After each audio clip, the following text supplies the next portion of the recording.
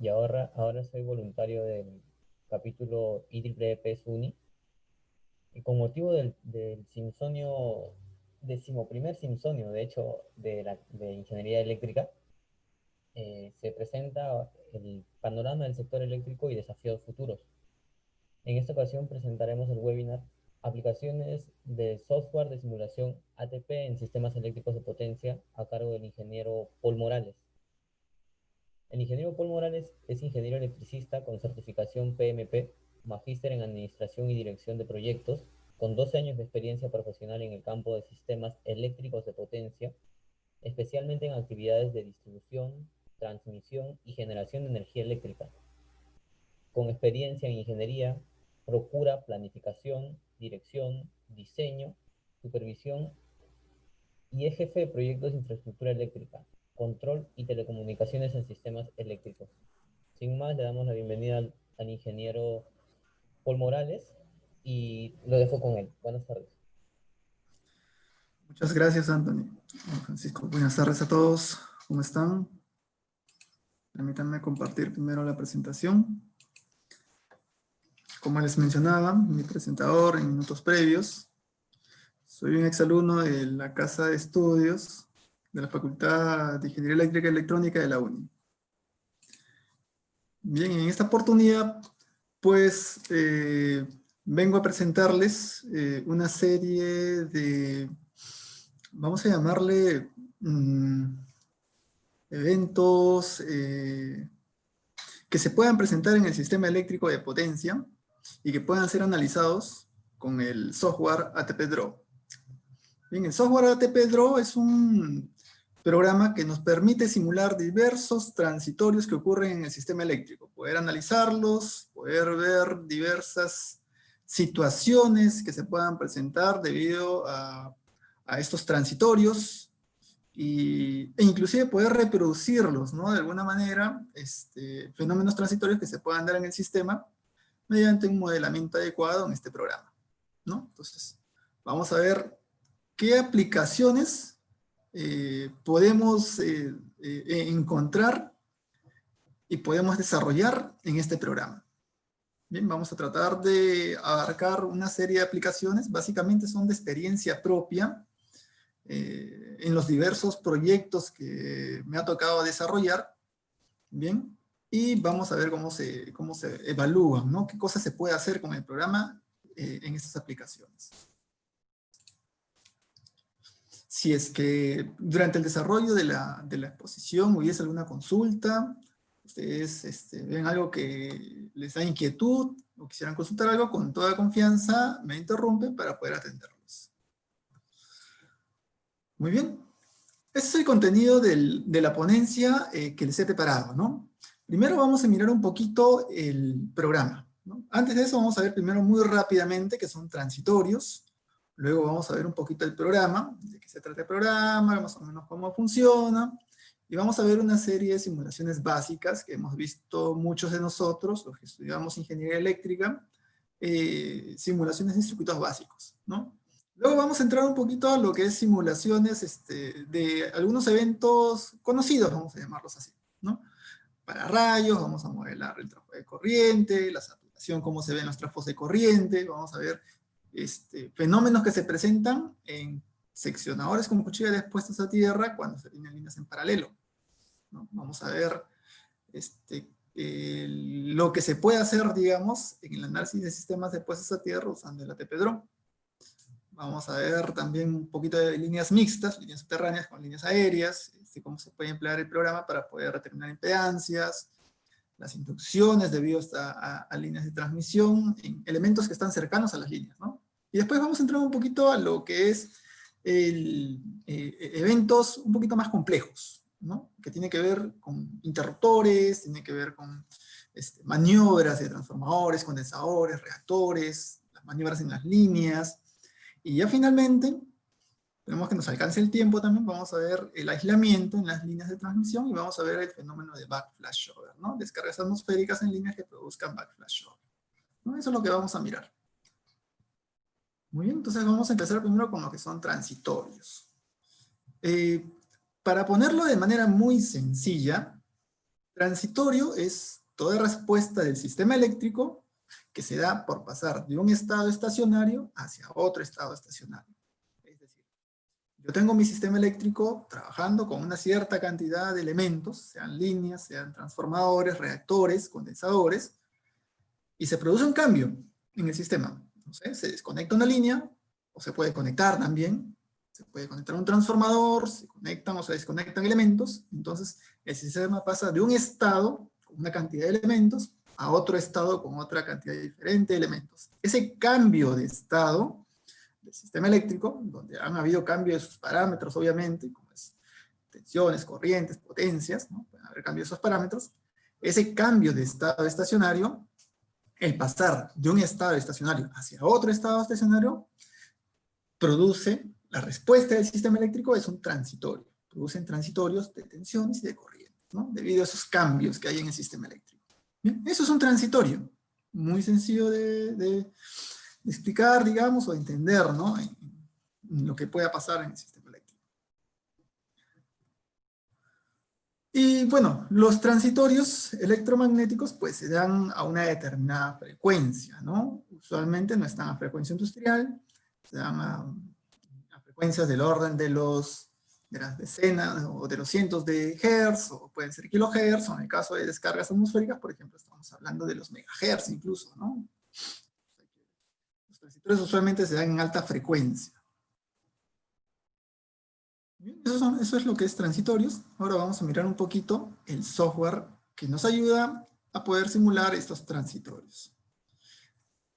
Hay diversos programas para evaluar transitorios, ¿eh? No solo tenemos el ATP-DRO, que es el que vamos a mirar ahora. El DIC-Silent tiene una plataforma, por ejemplo, para evaluar transitorios, ¿no? Y entiendo que hay otros programas para poder evaluar. No sé si el ETAP capaz también tiene algo.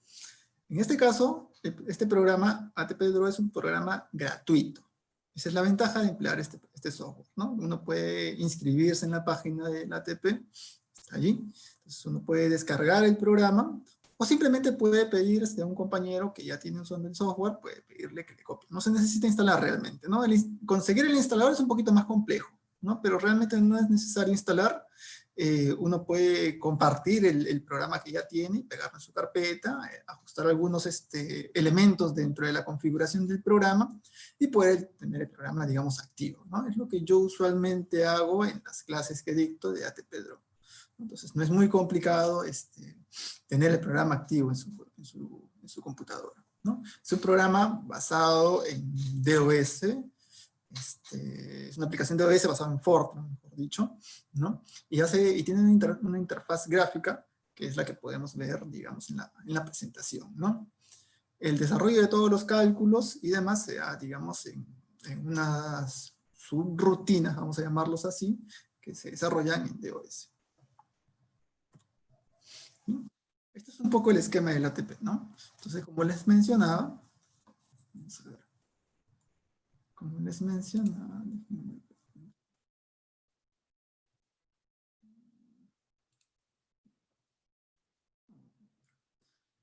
por acá tenemos vamos a ver por acá. Tenemos el programa, digamos, el programa base, que es el que nos permite desarrollar todos los circuitos eléctricos, digamos, poder graficarlos, ¿no? En función de unas librerías que ya contiene el programa, y poder... Y esta rutina gráfica, digamos, es la que conversa con los archivos fuente, digamos, del ATP, que ya están en otro lenguaje de programación, ¿no?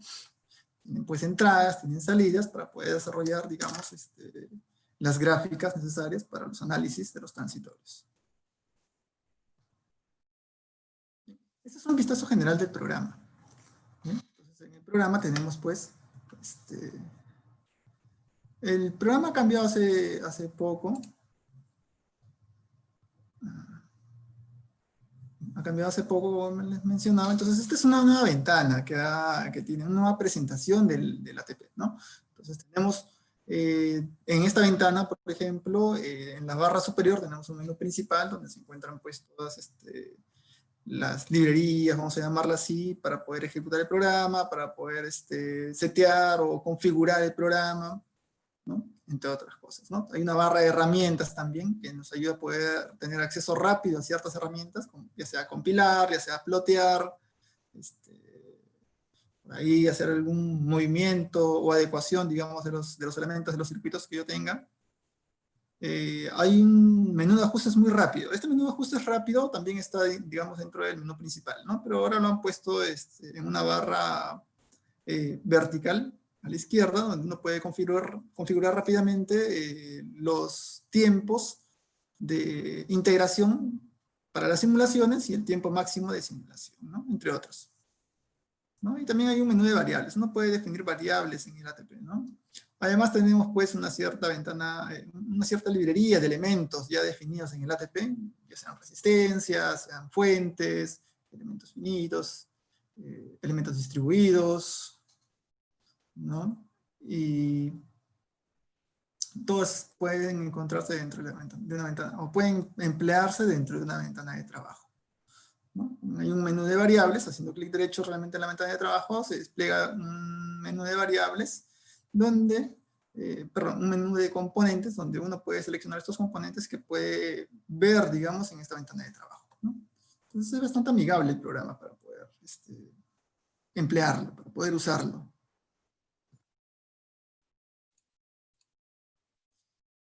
Acá hay unos elementos básicos que nos presenta el ATP, ¿no? Es más o menos lo que está mostrado en la presentación anterior.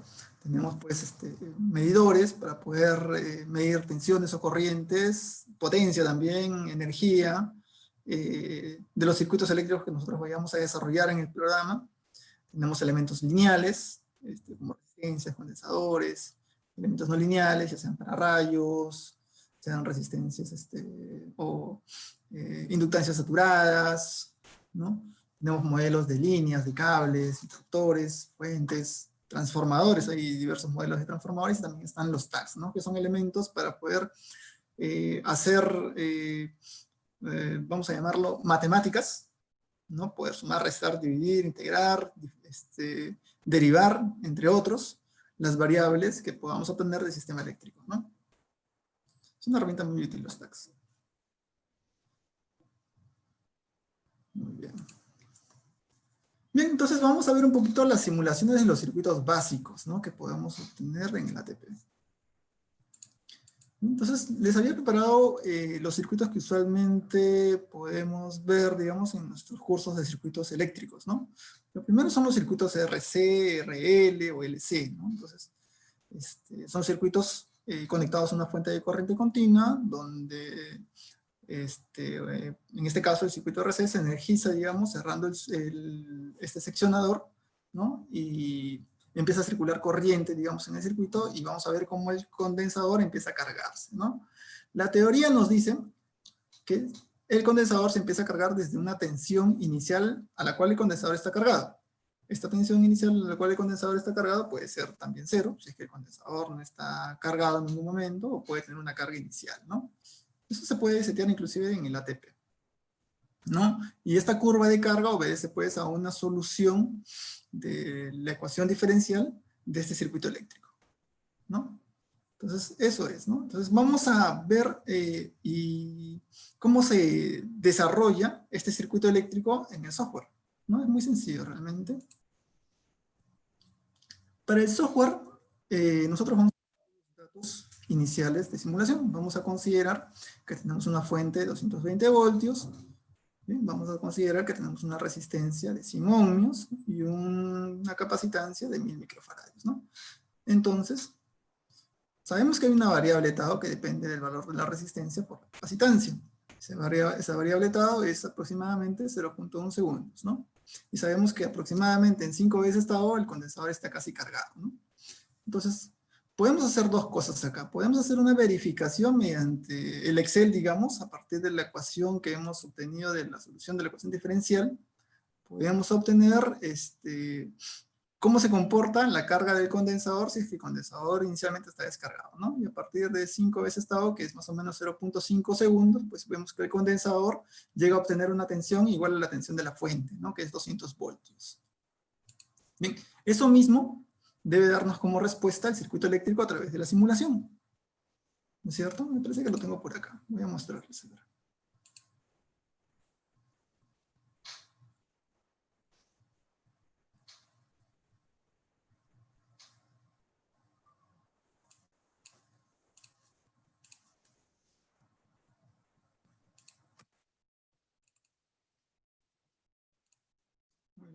Este es el circuito eléctrico, ¿no? Están todas las variables.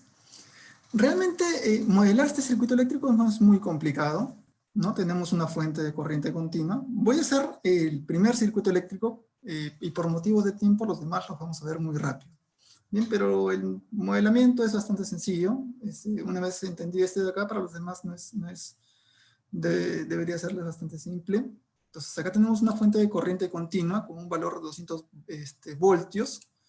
Una fuente de corriente simplemente se puede graficar o llamar, digamos, colocando clic derecho en la ventana de trabajo y nos vamos a donde están las fuentes, ¿no? Source. Y acá están las fuentes de corriente. Acá está. Es esta misma fuente de acá. Y uno pues le da el valor que uno desee, ¿no? Se lo gira. Ingeniero, no se está logrando ver la presentación del... O sea, se ve el PowerPoint nada más. No se Ah, ve. ok. Dame un Sí, segundo. pensé que seguía explicándola. En todo caso, podría compartir su pantalla entera y no solo la presentación para mayor facilidad. ¿Ahora sí? Sí, ahora sí. Ah, perfecto. Disculpen por ese tema. Entonces, bueno, les mencionaba cómo modelar este circuito RC. Bien, entonces este circuito RC, como hemos visto, pueden ver el cambio, ¿no? De la PPT hacia el programa, ¿no? Sí, se puede ver. Entonces en la presentación teníamos un circuito de este tipo, ¿no? Una fuente de tensión de 200 voltios, un seccionador que cierra en un tiempo igual a 0, una resistencia de 100 ohmios y un condensador de 1000 microfaradios, ¿no? Entonces eso les voy a explicar cómo se modela en el ATP. La fuente de corriente continua, pues la sacamos de acá, hacemos clic derecho en la ventana de trabajo y nos vamos a donde dice fuentes, source, ¿no? Entonces acá encontramos la fuente tipo 11, que es una fuente de corriente continua, la giramos o la dedicamos a como querramos, y acá le ponemos pues los 200 voltios, ¿no? Esta es una fuente cuyo inicio está en el tiempo t-1, o sea, desde t-1 viene, digamos, con una tensión de 220 voltios y va a parar en el t igual a 1000 segundos, ¿no? No nos interesa mucho eso porque la simulación va a ser muy corta, ¿no? Acuérdense de que la variable tau es 0.5 segundos. Entonces nosotros, para poder ver que el condensador se cargue, lo razonable sería darle un tiempo de simulación total al programa de 0.6, 0.7 para poder ver la carga, si no, no la vamos a ver. Ahorita vamos a mirar eso. Entonces acá tengo la fuente. ¿Qué más? Necesito un seccionador, ¿no? De tiempo controlado. Ese seccionador lo conecto acá. Edito la fuente. Y el seccionador tiene un T de cierre y un T de apertura. Vamos a decirle que cierre en 0 segundos, ¿no? El tiempo de apertura no me interesa porque voy a dejar que solo energice, digamos, este circuito. Después vamos a colocar una resistencia en branch linear. Son elementos lineales o ramales lineales. Colocamos la resistencia. ¿Está? Y le damos el valor de 100 ohms, ¿no? Y nos falta el condensador. Acá también está el condensador. Un capacitor. Giramos el condensador. Como querramos. Y le damos el valor de, habíamos dicho 1000, ¿no? 1000 microfaradios. Y acá, en este puntito, digamos, extremo del condensador que no está conectado, le damos ground, para que esté conectado a tierra. Y ya está mi circuito. El circuito no va a funcionar. No va a funcionar hasta que no le demos variables que se midan. Uno tiene que darle variables que se midan para que el programa pueda reconocer esas variables y las pueda plotear. ¿Qué nos interesa conocer acá? Nos interesa conocer la tensión del condensador, ¿no es cierto? Entonces vamos a buscar probe voltage, que es una variable, es un medidor de tensión. Y la vamos a colocar acá. Ya está. Listo. Y el tiempo de simulación, vamos a darle 0.6 está bien. Y ahí debería funcionar el programa. Y ya está. Vamos a ver cómo. Los que no se han percatado, con este botón de acceso rápido se le da a compilar. Estamos compilando el programa, ya está, ya compiló este circuito, así que vamos a plotear. Y con este botón de acceso rápido se plotea. Ya está, acá tenemos la tensión. Y ya está. Este es el resultado, digamos, de la simulación. Acá nos está diciendo el programa que la tensión en el condensador va a crecer desde 0 hasta 200 voltios en casi 0.5, 0.6 segundos, ¿no es cierto? Habíamos dicho que el tiempo o la variable tau era 0.5 segundos, ¿no? Entonces hasta acá está casi cargado el condensador. Hasta 0.5 segundos inclusive podemos medir, ¿no? En 0.5 segundos, por ejemplo, podemos tener un valor o una tensión en el condensador de casi 199 voltios, o sea, casi 200, ¿no? Conforme va pasando el tiempo después de esta variable, pues el condensador se va cargando mucho más, ¿no? Y esto es asintótico, pues, ¿no? Si nos vamos a un tiempo de simulación mayor, por ejemplo, un segundo, acá podemos cambiar el tiempo de simulación del circuito que estamos diseñando o modelando. Y para actualizar, digamos, las variables, lo único que le damos acá, refresh. Y ya está. Vamos a ver que eso va subiendo, ¿no es cierto? Va subiendo, y le des que llegue a 200 en algún momento, ¿no? Mientras mayor sea el tiempo, va llegando a 200 voltios la tensión en el condensador. Una vez que la tensión en el condensador llega a 200 voltios, se entiende que esto se comporta como un circuito eléctrico, como un circuito abierto, y ya la corriente no empieza a circular, digamos, a través del circuito. ¿Cómo podemos validar eso? Eso dice la teoría, ¿no? Entonces vamos a ver si es que es cierto, si es que la corriente tiende a cero, ¿no? Mientras se va cargando el condensador. Entonces lo que vamos a hacer es algo muy sencillo. En esta resistencia le vamos a dar 2 clics y vamos a hacer que, acá tiene, muchos de los elementos tienen acá variables de salida, ¿de acuerdo? Y en esta variable de salida le vamos a dar que nos mida corriente. Corriente que va a pasar por el circuito. ¿Listo? Vamos a compilar nuevamente. Y vamos a darle acá refresh. Acá está la corriente. Si se dan cuenta, cuando la variable que yo estoy, o que quiero seleccionar para plotear, tiene una B hacia adelante, es una señal de tensión. Y cuando tiene una C hacia adelante, es una señal de corriente. Entonces voy a plotear ahora la corriente en el mismo gráfico. En este mismo gráfico. Muy bien. Casi no se ve la corriente, y es porque los valores de corriente y tensión tienen valores muy diferentes. La corriente seguro está en los órdenes de los decenas de amperios o unidades de amperios, mientras la tensión está en el orden de 200 o centenas de voltios. Entonces, por esa razón que no se ve, o que no se puede representar muy bien o visualizar muy bien acá cómo se comporta la corriente, pero eso se puede solucionar. Nos vamos acá, nuevamente a esta ventana de plot, y le damos clic derecho donde diga corriente. ¿Acá? Clic derecho. Y aparece una R acá, si se dan cuenta. Esta R va a hacer que aparezca, digamos, doble barra o doble columna de variable, ¿no? Doble eje de variable. Le damos plot, y ven, hacia el lado izquierdo tengo el eje de tensión, y hacia el lado derecho tengo el eje de corrientes. ¿Ven? Entonces, podemos ver. La curva roja es la corriente en el circuito. Podemos ver claramente que mientras el condensador se va cargando, la corriente va disminuyendo, se va tendiendo a cero. Mientras el condensador va acercando su tensión a la tensión de la fuente, la corriente que circula en el circuito pues tiende a cero, ¿no? Ya está, es lo que la teoría dice, ¿no? Y se cumple en este circuito muy sencillo de simulación que hemos hecho, para validar la teoría de un circuito RC.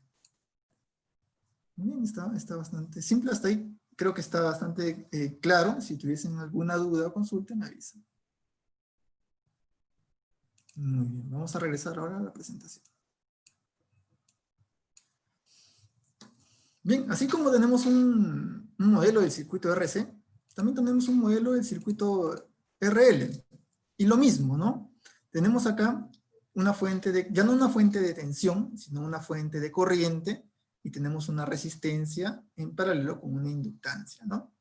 Entonces, acá lo que se quiere ver es cómo se comporta la inductancia al momento de energizar el circuito y podemos ver nuevamente que en un inicio la inductancia se comporta como un circuito abierto, pero mientras va cargándose la inductancia, hasta llegar a la corriente, digamos, nominal o la corriente de la fuente, la inductancia se va a comportar como un circuito cerrado, ¿no? Eso también se puede visualizar acá, ¿no? Y eso es lo que estamos, o lo que se puede modelar en el software, ¿no? De la misma manera que hicimos con el circuito RC, lo mismo se puede hacer con el circuito RL. Ustedes también pueden hacerlo en sus casas, colocando estos valores, digamos, y con los mismos tiempos de simulación. Tenemos un tau igual a 0.1 segundo. Lo ideal es que, para este caso, porque queremos ver que la bobina se cargue, digamos, emplear un tiempo de simulación total de 0.6, 0.7 o 1 segundo, ¿no? Que es mayor, digamos, a 5 veces tau, que es más o menos el valor a la cual la bobina se está cargando por completo. Muy bien. Y luego tenemos un circuito un circuito LC. En este caso, de la misma manera, este circuito se puede modelar también en el programa. Acá tenemos los valores con los cuales hemos hecho este ejemplo de simulación. Y acá podemos encontrar algo muy interesante, ¿no?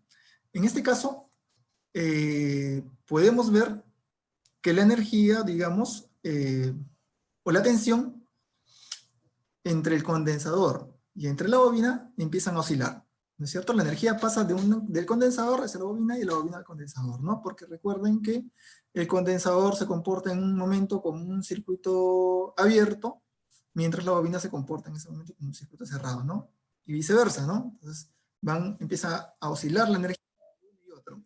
Y eso, como resultado, nos da este tipo de gráfico sinusoidal, ¿no? Cuyo periodo depende, pues, de las variables o de los valores de la inductancia y de la capacitancia, ¿no? Ese periodo, pues, su fórmula, su ecuación para poder encontrarlo está acá, pues, ¿no? El periodo es 2pi sobre la raíz cuadrada de L sobre C, ¿no? Y pueden encontrar el periodo a la cual oscila, ¿no? Y eso puede verificarse en el programa, ¿no? Entonces, para este caso, para estos valores que hemos considerado de inductancia y capacitancia, pues tenemos un periodo de casi 20 milisegundos, ¿no? Entonces, con esta premisa, pues es recomendable tener un tiempo de simulación mayor a los 20 milisegundos, ¿no? Pueden ser 40 milisegundos, pueden ser 60 milisegundos, lo necesario para poder ver cómo empieza a comportarse este circuito eléctrico cuando se energiza, ¿no? Y cómo empiezan a intercambiar energías el condensador con la bobina. Muy bien, hasta ahí son los circuitos básicos que les quería mostrar. Esto es como para poder entrar, digamos, al software, ¿no? Para poder ver de manera rápida qué es lo que puede hacer el software con estos pequeños circuitos básicos que hemos visto en la universidad.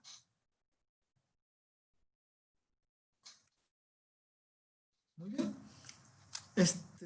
Ahora vamos a ver ya elementos del sistema eléctrico, ¿no? Elementos comunes, vamos a decirlo así, del sistema eléctrico y cómo se pueden modelar esos elementos dentro del programa. Lo primero que vamos a ver es un pararrayos. Bien, para los que no conocen mucho de los pararrayos, pues es un elemento que ayuda, digamos, a protegernos contra sobretensiones muy rápidas, ¿no? De frente muy rápido, ¿no? Ya sean sobretensiones del tipo maniobra o sobretensiones del tipo descarga atmosférica, ¿no? Como ustedes conocen, digamos, en el sistema eléctrico tenemos básicamente 3 tipos de sobretensiones, ¿no? Hay una sobretensión que se da debido a las fallas a tierra o a las conexiones o desconexiones de líneas, que son básicamente sobretensiones a frecuencia industrial, ¿no? Ante este tipo de sobretensiones, pues el pararrayos no actúa. Pero hay otro tipo de sobretensiones, cuando hay conexiones, desconexiones de elementos en el sistema, pues se generan sobretensiones del tipo maniobra, ¿no? Esas sobretensiones del tipo maniobra que están en el orden de los kilohertz, pues el pararrayos sí nos ayuda a protegernos con este tipo de sobretensiones, ¿no? Ayuda a proteger básicamente los equipos que están ya sean un poco delante o detrás de pararrayos. Y también nos ayuda a proteger contra las sobretensiones que se originan por descargas atmosféricas, que son sobretensiones que tienen una frecuencia de operación, vamos a decirlo así, del orden de los megahertz. Entonces, el pararrayos también nos ayuda a proteger contra ese tipo de sobretensiones. ¿Cómo protege el pararrayos? Pues el pararrayos es un elemento no lineal. Bien, entonces cuando aparece una sobretensión, digamos de este tipo, del tipo maniobra, del tipo descarga atmosférica, pues el pararrayos tiene tensiones residuales para unos valores de corriente de descarga. Entonces el pararrayos, al ver esta sobretensión, pues corta a estas tensiones residuales dependiendo del valor de corriente que circula entre el pararrayos y tierra. De esa forma protege. Entonces corta la onda de sobretensión a un valor que depende de su tensión residual, ¿no? Y deja pasar, digamos, una porción de la tensión o de la sobretensión. Esa porción que deja pasar el pararrayos, pues, no supone peligro para los equipos, pues la robustez, el aislamiento propio de los equipos que han sido seleccionados previamente, pues, es adecuada para poder soportar esta porción de la sobretensión que está pasando, ¿no? Básicamente así es como funcionan los pararrayos. Entonces, eso que les estoy mencionando, es posible modelarlo en el ATP, ¿no? El ATP nos permite, pues, tiene un modelo de pararrayos, ¿ah? Tiene un elemento cuyos parámetros podemos dárselos para que simulen un pararrayos, ¿no? Un elemento no lineal, ¿no? Y tiene también elementos o fuentes de sobretensiones. Entonces es posible modelar, digamos, un circuito eléctrico que me simule una sobretensión que viaja hacia la subestación y que podemos ver cómo el pararrayos corta esa sobretensión y deja pasar una porción nada más de la onda, digamos, y la demás la corta, pues, y la dirige a tierra, ¿no? Eso podemos ver. Y podemos ver un poquito también de cuál es la longitud de protección del pararrayos. Vamos a poder chequear con este circuito de que mientras más alejado esté el elemento a proteger del pararrayos, pues la sobretensión en este elemento, así esté, digamos, después del pararrayos, va a ser mayor que si estuviese cerca, ¿no? Entonces vamos a mirarlo. Bien, tenemos este circuito eléctrico, acá tenemos una fuente de tensión, tenemos una fuente de tensión acá, estamos viendo la tensión y la corriente de esta fuente de tensión viaja a través de una impedancia, que puede ser una línea, tranquilamente, de 600, en este caso es un tramo de línea, puede ser un tramo de línea de 600 metros, digamos, hay una descarga a 600 metros de la subestación, donde se ubica inicialmente un pararrayos, y tenemos pues un elemento a proteger, que está acá. Y hay una distancia entre el elemento a proteger y el pararrayos, ¿no? Es una distancia L que puede ser variable, ¿no? Podemos hacerla variar para ver qué pasa si es que esta distancia es, no sé, 10 metros, si es que es 20 metros, qué es lo que pasa, si es que es 30 metros, qué es lo que pasa. Vamos a mirar eso, ¿no? Muy bien, vamos a chequear qué es lo que pasa. El circuito se debería comportar de esta manera. Lo vamos a ver en un ratito en una simulación. Estaba pensando mostrárselas en el ATP. Bien, vamos a probar primero con 10 metros. Bien, el circuito debería comportarse de esta manera. La gráfica o la curva azul es la fuente o el frente de onda o la sobretensión que está llegando desde la línea, digamos, hacia la subestación, ¿no? Esta es la sobretensión. Acá tenemos en verde, perdón, en rojo tenemos la tensión residual del pararrayos. Esta es la sobretensión que está dejando pasar el pararrayos. O sea, de todo este frente de onda azul, el pararrayos solo está dejando pasar una parte que corresponde a su tensión residual. Lo demás lo está cortando y lo está enviando hacia tierra a través de una corriente de descarga. La corriente de descarga está graficada acá en color marrón. Y la gráfica verde es la sobretensión que aparece en el elemento a proteger, acá, en este seccionador, cuando la distancia de protección de pararrayos es de 10 metros. Entonces van a ver una especie de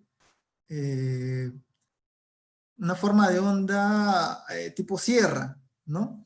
Y esto se debe, pues, a que tenemos una discontinuidad acá, ¿no? Entonces, viene el frente de onda desde la línea, digamos, se corta en el pararrayos y se topa con esta discontinuidad acá, que es un seccionador abierto, entonces la onda se refleja pero como tienes una parte de la onda que está siguiendo, digamos, empiezan a haber sumas y restas de las ondas, y es por eso que nos da como resultado esta forma acerrada, ¿no? A eso se debe. Ahora, si pueden notar también, hay una diferencia en el tiempo, ¿no? No es que la onda se genera y inmediatamente el pararrayos la ve, no es así. Pues la onda viaja, digamos, a través de esta línea, y hay un tiempo en que se demora en llegar esta sobretensión desde que se inicia hasta que llega al pararrayos.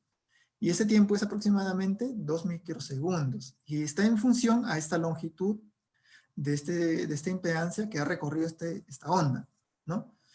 Más o menos la velocidad de una onda de tensión es la velocidad de la luz.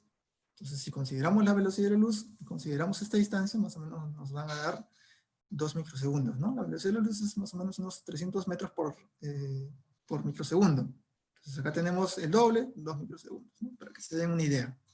Bien, esto que les estoy mostrando acá, vamos a mirarlo muy rápido en el software.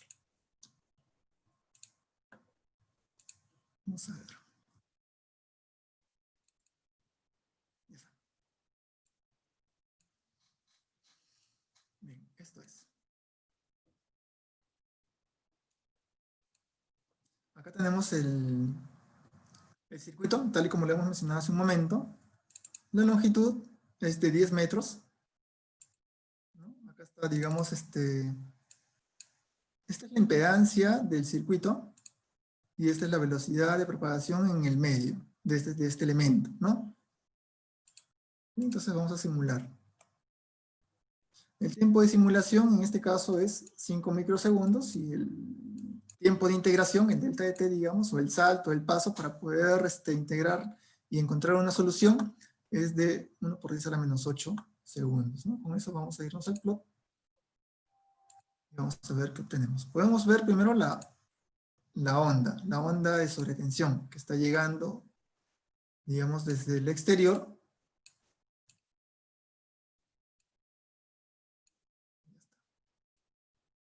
Ahí está. Esta es la sobretensión que se genera y que va a ir, digamos, hacia la subestación, ¿no? Y se va a encontrar con el pararrayos, ¿no? Y acá está el pararrayos. Y acá está el pararrayos. Corta su tensión residual, ¿no? La tensión residual del pararrayos es más o menos 452 kilovoltios a 10 kiloamperios. Y si nos damos cuenta, el valor, digamos, de la sobretensión está en ese orden. Porque la corriente, si podemos verlo acá en la gráfica o en la presentación, la corriente también está casi en ese orden, ¿no es cierto? Está un poquito menos de los 10 kiloamperios. Está en ese orden, digamos. Por lo tanto, la tensión residual del pararrayos debería estar también en el orden de los 450 kilovoltios. ¿Cuánto me está saliendo acá? 448 kilovoltios, más o menos, ¿no? Está en el orden, digamos, de lo que esperábamos, ¿no? ¿Qué más podemos ver? Podemos ver también la tensión o la sobretensión que se está generando en el equipo. Y es lo que esperábamos, ¿no? Se genera una sobretensión y con el pasar, digamos, del tiempo, pues la sobretensión se va adecuando a la tensión residual del pararrayos, ¿no? Ahora, la sobretensión en el equipo está acá. Es una sobretensión en del orden de los 600 kilovoltios, ¿no? Si estamos hablando de un sistema de 220 kilovoltios, pues 600 kilovoltios no es nada, ¿no? Si estamos hablando a nivel del mar, ¿no? Ahora vamos a ver qué pasa si incrementamos la longitud de este circuito. Vamos a ponerlo en 30 metros, ¿no? Todo. Y vamos a ver cómo se comporta las sobretensiones que aparecen en el equipo. La línea verde. Vamos a ver cómo se comporta ahora. Ah, creció, ¿no? Creció porque el equipo ahora está más lejos del pararrayos, ¿no? Antes estaba a 10 metros nada más del pararrayo, por lo tanto el pararrayos estaba muy cerquita del equipo y lo protegía muy bien. Ahora está a 30 metros, está mucho más lejos. Por lo tanto el pararrayos ya no lo protege tan bien como antes. Y como consecuencia, pues la sobretensión en el equipo se incrementa. Se incrementa llegando a valores de 800 kilovoltios, ¿no? Ahora, 800 kilovoltios tampoco es muy complicado si es que estamos hablando de un sistema de 220 voltios a nivel del mar. El aislamiento en 220 voltios a nivel del mar es del orden de los 1050 kilovoltios pico. Entonces, no pasa nada. Hasta ahí, digamos, si estamos a nivel del mar, pues, o debajo de los 1000 metros, pues este esquema funciona, ¿no? Mi equipo está protegido, pues el aislamiento de los equipos es suficiente para poder trabajar con estas sobretensiones que se están generando después del pararrayos. Pero, ¿qué pasa si estamos a una altitud mayor, donde hay derrateo por altitud? Digamos que estamos a 3000, 4000 metros. Entonces, mi equipo ya no, si es que yo considero un equipo de 1050 kilovoltios pico, ya no es muy adecuado para trabajar con este tipo de esquema, ¿no? Está muy alejado del pararrayos del equipo, tendría que acercarlo bastante para que pueda seguir protegiéndolo. Acá entra un concepto muy interesante, y justamente ese circuito me ayuda a poder mostrarlo. ¿Bien? Vamos a ver. Vamos a dividirlo en dos circuitos, ¿sí? en dos longitudes, esto de acá. En dos longitudes de 15 metros que en la suma me dan pues los 30 metros, ¿no? Está compilando. Muy bien. Como resultado, pues ya sabemos qué es esto, ¿no? Como resultado sabemos que tenemos en el equipo una sobretensión de los 800 kilovoltios pico, ¿no? Pero ¿qué pasa si coloco un segundo pararrayos a mitad? Voy a colocar acá. O ni siquiera a mitad, lo voy a colocar acá a 20 metros del primer pararrayos y a 10 metros del segundo equipo. A ver qué pasa. Muy bien, ya compiló. Vamos a ver cómo se comporta la sobretensión en el equipo, esta línea verde. Vamos a darle refresh y miren, ¿no? Interesante. Pasamos de 800 kilovoltios pico, pasamos a menos de 600 kilovoltios pico, ¿no? Interesante, ¿no? Entonces, ¿qué les quiero comentar o decir con esto? Que muchas veces, en situaciones donde tengamos necesidad de considerar mayor aislamiento en los equipos, por algún derrateo por altitud, pues una alternativa a eso sería implementar un juego adicional de pararrayos que les permita, pues, optimizar en el costo del equipo, ¿no? Empleando equipos de menor build, digamos. Por lo tanto, tiene un ahorro económico en equipos y un ahorro económico en la construcción de las obras asociadas al equipo, ¿no? Y empleando solo un segundo juego de pararrayos, ¿no? Bastante sencillo realmente el ejemplo para poder ilustrar cómo funciona un doble esquema de pararrayos en una bahía, ¿no? Tranquilamente puede ser esto una bahía, ¿no? Muy bien. Entonces vamos a seguir.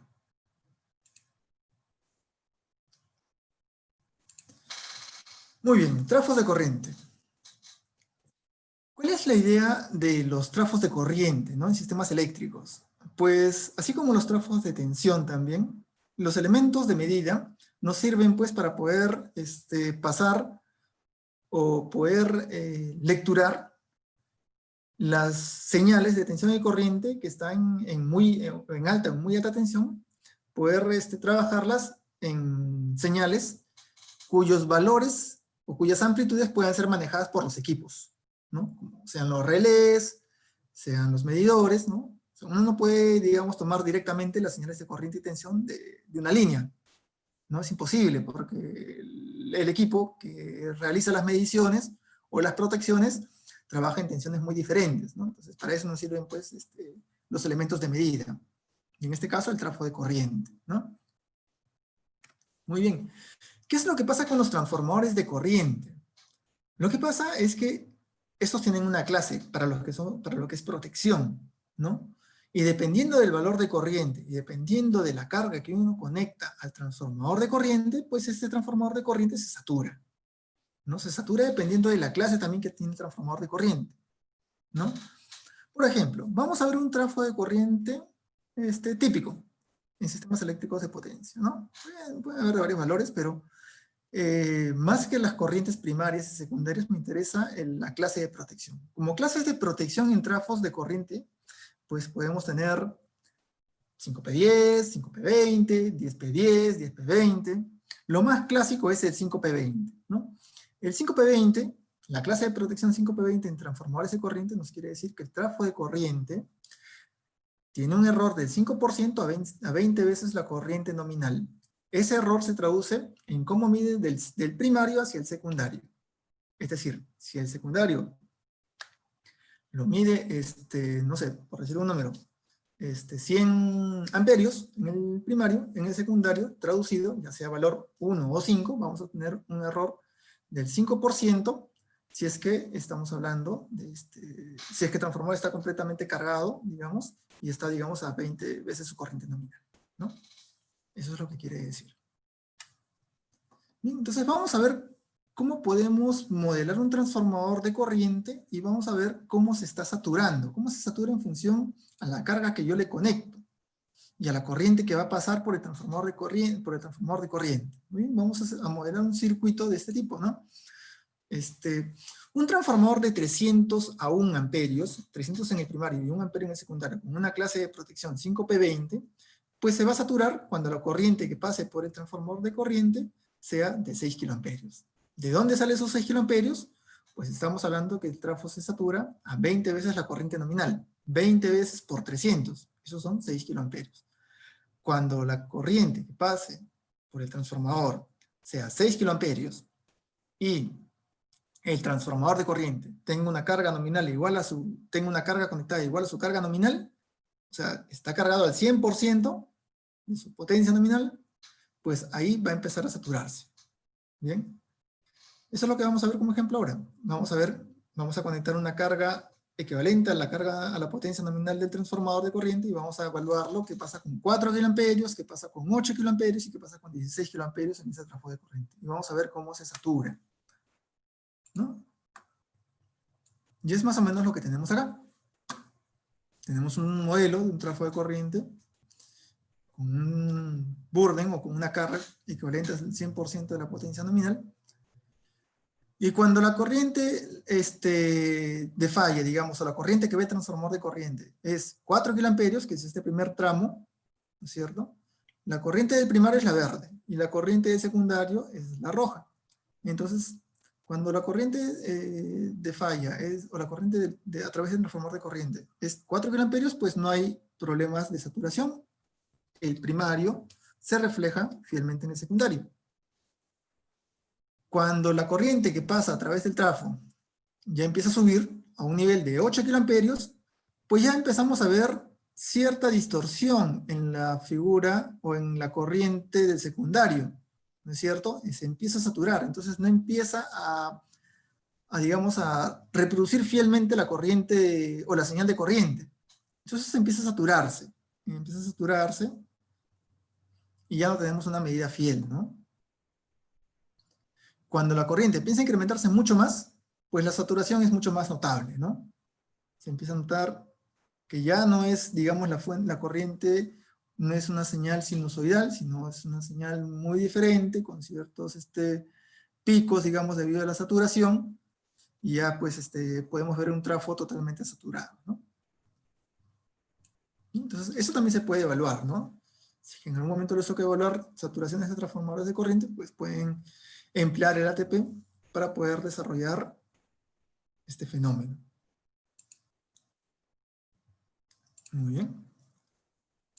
Otra cosa que podemos hacer son los seccionadores y las cuchillas expuestas a tierra en los seccionadores. Pues, ¿qué es lo que pasa? Cuando uno compra seccionadores con cuchillas expuestas a tierra, muchas veces el fabricante nos pide, le incluimos el anexo C de la norma el anexo C de la norma IS de fabricación del seccionador, ¿o no? Ese anexo son elementos adicionales en el seccionador para que pueda estar preparado para ciertos valores de corriente y tensión. Bien, ese elemento cuesta, entonces hay que evaluar si es que realmente el equipo lo necesita o no. Para eso se evalúan corrientes inducidas y tensiones inducidas en las cuchillas expuestas a tierra para ver si es que las necesitan o no. Bien, acá tenemos pues, usualmente se dan en circuitos doble eterna estos fenómenos, ¿no? Cuando hay circuitos doble eterna, pues tenemos este tipo de fenómenos, ¿no? Tenemos acoplamientos electromagnéticos y electrostáticos, ¿no? Por corrientes inducidas. Y el circuito modelar también es muy sencillo, ¿no? Podemos ver mi circuito, mi equivalente, digamos, de red. Tenemos acá mi seccionador, mi cuchilla de puesta a tierra a evaluar, y pues, lo que tengo que hacer es medir la tensión y la corriente, la tensión a través de los bornes, digamos, de la cuchilla, y la corriente que circula por la cuchilla. Y lo que se va a hacer es medir, pues, cuando un extremo está abierto, y yo cierro, digamos, el extremo remoto de la cuchilla, ¿qué es lo que pasa con la tensión y la corriente, digamos, en esa cuchilla? Ese es el acoplamiento electrostático, ¿no? Entonces vamos a tener una tensión que se genera, digamos, en la cuchilla, y una corriente o una pequeña corriente que se genera también acá. Ese es el electrostático, ¿no? Y el electromagnético es, una vez cerrado un extremo, voy a cerrar el segundo extremo. Entonces se genera como que un circuito cerrado acá, ¿no? Y hay un paso de corriente mayor en la cuchilla, ¿no? Y también hay una tensión en la cuchilla. Entonces se evalúa ese valor de corriente y tensión. En el primer caso, pues, hay que evaluar y medir corrientes y tensiones, como les decía. Y hay dos tipos de clase de cuchillas de puesta a tierra según norma. Hay una clase A y una clase B. Dependiendo de los valores de corriente y tensión que le salga o resultado de la simulación, pues uno podrá optar por uno u otra clase, ¿no? Lo mismo para el acoplamiento electromagnético, ¿no? Dependiendo de la corriente y tensión resultado de la simulación, pues va a poder optar por una clase u otra, ¿no? E incluso puede ser necesario o posiblemente no sea necesario implementar este elemento, ¿no? Con lo cual, digamos, le quitan un costo a la compra del equipo, ¿no? Muy bien. El ATP también se puede usar para división de corrientes en sistemas de puestas a tierra. ¿Y qué es lo que pasa en los sistemas de puestas a tierra? ¿No? Muchas veces, pues, cuando queremos evaluar los valores de tensiones de toque y paso ante una falla en sistemas de puestas a tierra de subestaciones, pues mal le hacemos evaluando la corriente total de falla a tierra en esa subestación. Pues no es la corriente con la cual se debería evaluar estas tensiones peligrosas, sino se hace una repartición de corrientes a través del circuito o de los circuitos o de los elementos que estén conectados a la malla de puesta a tierra. Elementos que pueden estar conectados a la malla de puesta a tierra, pues tenemos los cables de guarda que llegan de las líneas, neutros de transformadores, los neutros de líneas de distribución con neutro corrido, por ejemplo, ¿no? Entre otros, ¿no? Entonces, todos esos elementos que estén conectados a la malla, pues hacen que la corriente de falla a tierra no sea la que se drena totalmente, digamos, de la malla hacia tierra, sino se drena un porcentaje de esta corriente. Pues el ATP nos ayuda a poder modelar todos estos elementos, conectarlos a la malla y ver de manera más precisa, vamos a decirlo así, o calcular de manera más precisa cuál es esta corriente que realmente se drena por la malla. Bien. En este caso tenemos el ejemplo de una subestación, es en 220 kilovoltios, que tiene un lado primario, tiene un transformador con un lado primario en estrella y un lado secundario en estrella. ¿No? Tenemos una línea que tiene un cable de guarda, acá está la línea. ¿No? En cada estructura, digamos, tenemos una puesta a tierra de la línea, ¿no? Una puesta a tierra de cada torre. En el extremo remoto tenemos una malla, digamos, con una resistencia de un valor de ya sea 1 o 5 ohmios, dependiendo de lo que tenga, digamos, en este caso la subestación. Y acá tenemos nuestra subestación que nos interesa analizar. Y acá está nuestra malla de puesta a tierra, ¿no? La malla de puesta a tierra en el ATP, pues, se modela como una resistencia, ¿no? No hay mucho que darle, no hay mucho que analizar. Y pues podemos simular qué es lo que pasa al momento de tener una falla a tierra.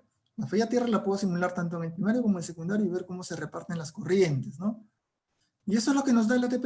De manera más precisa, digamos, podemos determinar cuál es la corriente que va por la malla, o sea, por la resistencia a tierra, respecto a la corriente total de falla a tierra. Es decir, acá yo puedo tener una corriente de falla a tierra, y por acá se está yendo la corriente que va por la malla hacia tierra, que se drena hacia tierra y se regresa al sistema eléctrico. Entonces, me interesa saber cuál es este porcentaje de corriente respecto a la corriente de falla total. Y eso es lo que calcula el ATP. Tenemos que la corriente de falla tierra es más o menos que la corriente que drena la malla es más o menos un 33% de la corriente total de falla tierra. ¿no? Entonces, de manera más precisa podemos obtener este valor, que con los cálculos, ¿no? Ya sea haciendo una falla, digamos, en 220, o también podemos hacer el cálculo similar haciendo una falla en 22.9, ¿no? Pero acá hay que entrar un poco al concepto de corrientes de falla locales, o aportes remotos, aportes locales, y ahí habría que entrar a los diseños de sistemas expuestos a tierra, ¿no? Bien, entonces, esto es lo que finalmente obtenemos, ¿no? Que del 100% de corriente de falla, pues, la mayor parte de la corriente se va por el cable de guarda de la línea, y regresa, pues, a la fuente.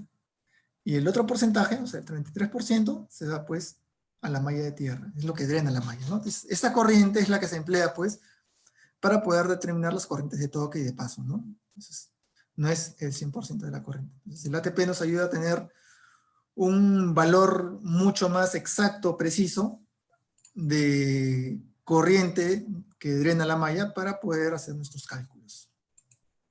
¿Sí? Entonces, es otra aplicación del programa, ¿no? Es otra aplicación que podemos hacer con el programa. Bien, modelos de líneas mixtas. Esto es algo que me tocó en alguna oportunidad y era, me pidieron encontrar cuál es la impedancia, digamos, de una línea que tiene diferentes tramos, ¿no? Tiene tramos de líneas aéreas y tienes tramos de líneas subterráneas. Entonces, ¿cómo calculas la impedancia total de todo ese circuito? O sea, la línea tiene como 8 o 9 tramos. Calcula la impedancia o determina la impedancia o las impedancias de esos circuitos. Entonces, el ATP, dentro de sus elementos, tiene digamos, un subprograma que se llama LSC, que es esta casilla de acá. Ahora la vamos a ver también en el programa. Esta casilla LSC nos permite modelar tanto líneas aéreas como líneas subterráneas, ¿no? Entonces nos permite... Las líneas aéreas no son muy complicadas de modelarlas, me parece que son mucho más sencillas que las líneas subterráneas. En las líneas aéreas, pues es muy intuitivo, tenemos para colocar la cantidad de circuitos que querramos, las resistividades, el tipo de circuito que queremos, ¿no? La cantidad de subconductores y los datos, digamos, el conductor y la ubicación geométrica de los conductores en la estructura, ¿no? Algo parecido hay en el caso de líneas subterráneas, ¿no? Hay que considerar toda la geometría del conductor, ¿no? Cómo está instalado, separaciones, etcétera, ¿no? Entre otros elementos. Y lo que pasa en el tema de líneas subterráneas es cómo funciona el aterramiento de las pantallas, ¿no? Las pantallas tienen una influencia, o cómo aterran las pantallas tienen una influencia en el valor de secuencia, en el valor de la impedancia de secuencia cero, ¿no? Porque si la línea es corta, o el tramo de línea subterránea es corta, pues el aterramiento de la impedancia es solo un extremo. Pero si la línea subterránea es muy larga, pues ya el aterramiento de las pantallas es mucho más complejo, ¿no? Ahí entra el bonding, el cross bonding, ¿no? Entonces empiezan a aterrar las pantallas, digamos, haciendo transposiciones, ¿no? Entonces, eso me tocó poder analizar, digamos, en un circuito y poder determinar las impedancias de todo el conjunto, ¿no? Tanto un conjunto conformado por líneas aéreas y líneas cortas y largas subterráneas, ¿no? Y eso lo podemos ver en el ATP. Vamos a verlo de manera muy rápida, antes de que nos gane el tiempo.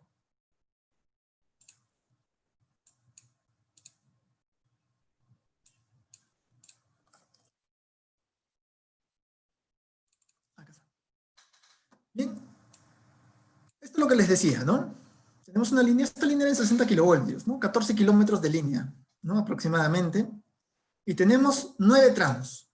Interesante, ¿no? 9 tramos de línea, ¿no? Entre los tramos de línea, pues, tenemos el primer tramo subterráneo, un tramo aéreo, tramo subterráneo, aéreo, e inclusive era doble circuito todavía. Era una línea de doble circuito, ¿no? Y acá había, en esos tramos cortos, cuya longitud estaba en el orden de 1 kilómetro, ¿ves? Acá el primer tramo subterráneo es casi 600 metros, el segundo es 1 kilómetro, ¿no? En esos tramos cortos, de longitud aproximadamente a 1 kilómetro, pues el aterramiento de la pantalla era, pues, hacia un lado nada más, ¿no? Pero cuando estuvimos viendo el último tramo de línea subterránea, que era alrededor de 5 kilómetros, pues el aterramiento de la pantalla ya era un poco más complejo. Acá era el cross bonding, ¿no? Entonces tenías todas las pantallas, pues, había que transponerlas, ¿no? Pero y finalmente lo pudimos elaborar, pudimos modelar todo eso. Acá tenemos, ese es el elemento LSC, ¿no? Este elemento LSC sirve tanto para líneas subterráneas como para líneas aéreas. Uno puede seleccionar acá lo que quiera modelar, ¿no? Acá está la línea aérea o la línea subterránea, ¿no? Uno puede modelarla como desee, ¿no? Esta primera ventana, digamos, es la que me da un vistazo general del modelo, donde yo puedo introducir la cantidad de fases que quiero, el número de conductores que quiero, la resistividad del terreno, la frecuencia a la cual va a trabajar el circuito, la longitud del circuito y el modelo típico, ¿no? Del circuito, ¿no? Y acá ya entran un poco los datos del conductor, ¿no? Entonces acá tenemos que leer un poco de teoría del conductor y de cómo se ingresan estos datos pues, al ATP, ¿no? Entonces, leyendo un poquito y analizando, se puede pues, introducir los parámetros necesarios para poder dotar al programa de la información que pueda modelar el conductor, ¿no? El cable subterráneo. Y lo mismo tenemos acá con las líneas aéreas, ¿no? Entonces acá tenemos la primera ventana que les decía, es el mismo tema, ¿no? Y acá tenemos la segunda ventana que nos da pues un vistazo de cómo es la disposición de los conductores en la estructura, ¿no?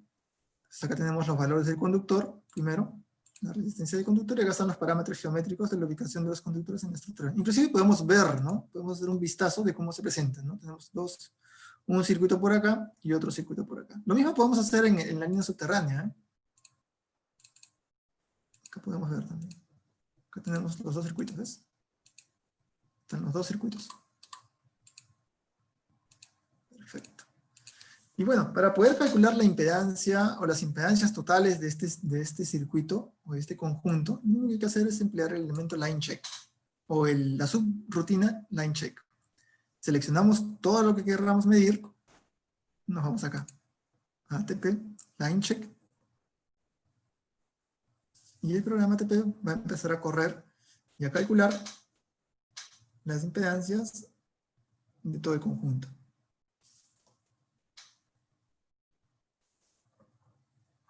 Y nos bota una ventana inicial. Nos dice acá el programa, ¿qué es lo que deseas medir? Nos dice, ¿no? Porque al inicio tengo una serie de bornes y a la salida tengo una serie de bornes. Entonces, yo quiero medir dos circuitos, ¿no? Quiero medir el circuito 1, el circuito 1 ABC y el circuito 2 ABC, o sea, las tres fases del primer y segundo circuito. Este tercer circuito no me interesa medir, lo voy a borrar. Y para la salida lo mismo, pues. Vamos a borrar esto de acá. Y vamos a darle que la frecuencia de trabajo es 60 Hz, ¿no? ¿Está?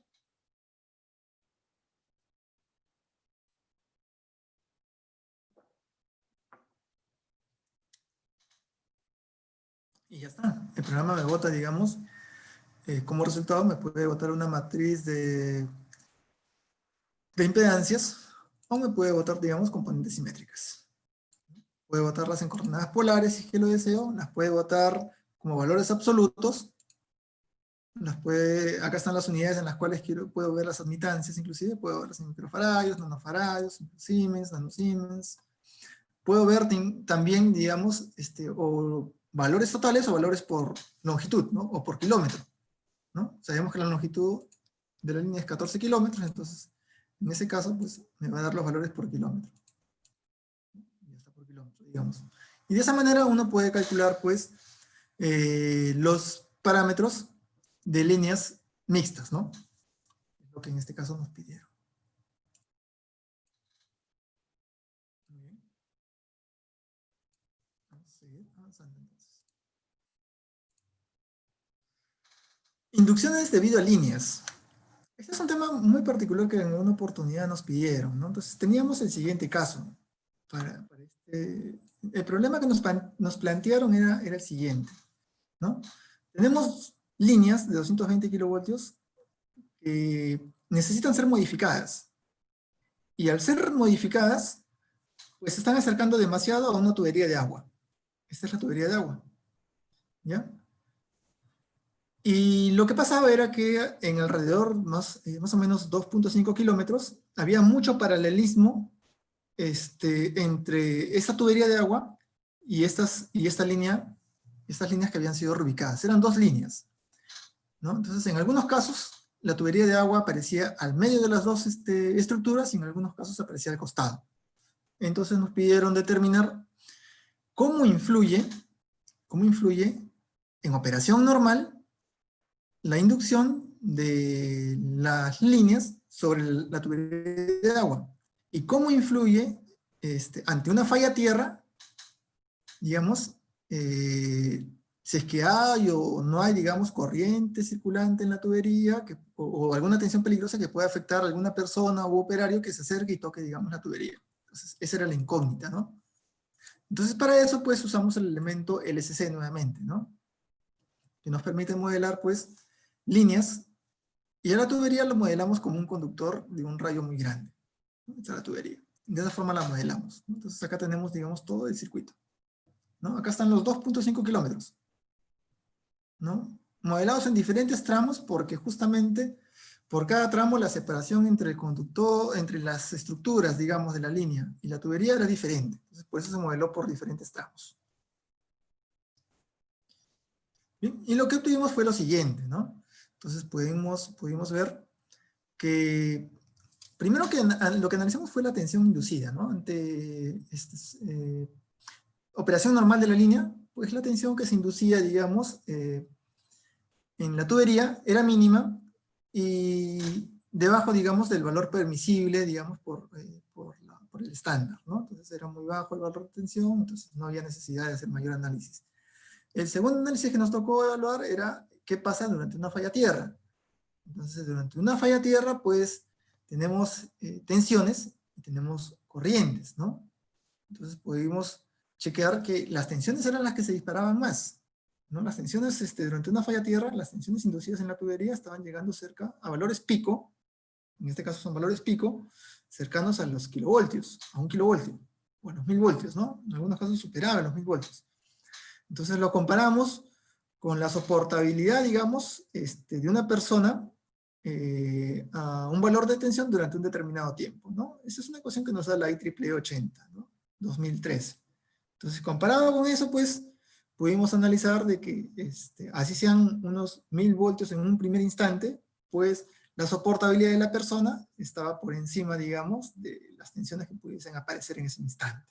Entonces, con esos dos análisis, pues, no tuvimos mayor inconveniente en darle, digamos, seguridad y respuesta a nuestro cliente de que no había ningún problema por inducción, ya sea en condiciones normales o condiciones de falla tierra, durante la operación de la línea, y que no haya riesgo alguno para alguna persona que pueda tocar o estar, digamos, cercano a la tubería. Muy bien. Entonces vamos a empezar a ver ahora unos elementos un poquito más complejos, ¿no? ¿Ya? Vamos a ver primero lo que son interruptores y el TRD, ¿no? Vamos a ver después energizaciones, recierres, vamos a ir avanzando de pocos. Vamos a ver cómo nos va. Bien. Creo que estoy avanzando rápido, me parece. Lo primero que hay que conocer acá es que el TRD en interruptores es la respuesta que nos da el sistema ante la apertura del interruptor. Bien, o sea, el interruptor, cuando ya sea se apertura una línea o se apertura algún reactor, ¿no es cierto? Entonces, el interruptor abre sus contactos, ¿no es cierto? Abre sus contactos y el interior de la cámara del interruptor empieza a recuperar aislamiento. Entonces, el SF6, que estaba a cierta temperatura, estaba sometido a arco y todo, empieza a recuperar aislamiento cuando los contactos del interruptor se separan. Bien, pero eso pasa dentro del interruptor. Ahora falta la respuesta del sistema a ese evento. El sistema eléctrico también tiene una respuesta.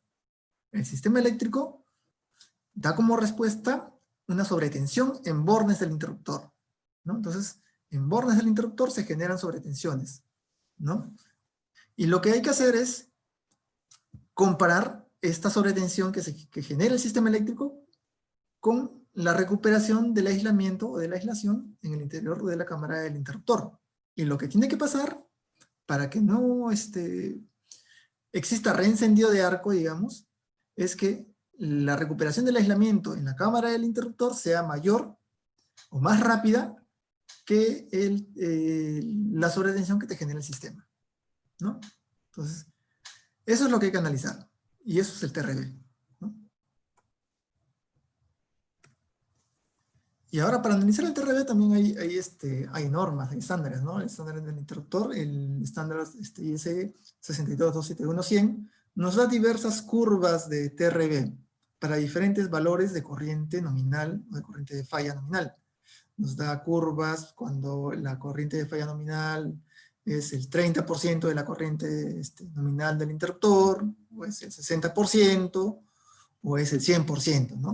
O inclusive hasta el 10%, hay curvas para el 10%. Mientras menor sea la corriente de falla con la cual estoy analizando el TRB, pues la curva de TRB del interruptor va a ser mucho mayor, ¿no? La curva de recuperación del aislamiento del interruptor va a ser mayor, va a ser mejor todavía, ¿no? Claro, en nuestro sistema, pues, a no ser que tengas interruptores cercanos a la subestación, interruptores cercanos a centros de generación, donde tienes mucha generación, por ejemplo, Chilca, si es que estás lejos de esos centros, pues las corrientes de falla en 220 kilovoltios, 500 kilovoltios, están alrededor de los 10 kiloamperios, sí, menos, ¿no? Entonces, las curvas usuales para analizar TRB en esos casos son las T10, las T30, usualmente, ¿no? Las T30 son las que usualmente se emplean. ¿Bien? Entonces, ese es el objetivo de análisis de TRB. Y usualmente se hacen con análisis con líneas, ¿no? Aperturas de líneas, ¿no? Se simula primero una falla a tierra y posterior apertura del interruptor. Y se analiza cuál la respuesta del sistema, digamos, o se analiza la sobretensión que se genera en bornes del interruptor, en ambos bornes, y se compara con las curvas estándares, ¿no? Se supone que esas curvas estándares son curvas de fabricación del interruptor, el interruptor o el equipo que compremos las cumple. Las cumple, así que está bien, digamos, compararlas con esas curvas de recuperación, de aislamiento. ¿Y eso es lo que tenemos acá? Acá, por ejemplo, tenemos una respuesta del sistema. Vamos a verlo con el ATP mejor. Vamos a verlo directamente con el...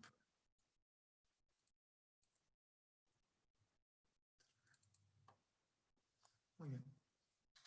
Bien, acá tenemos el programa.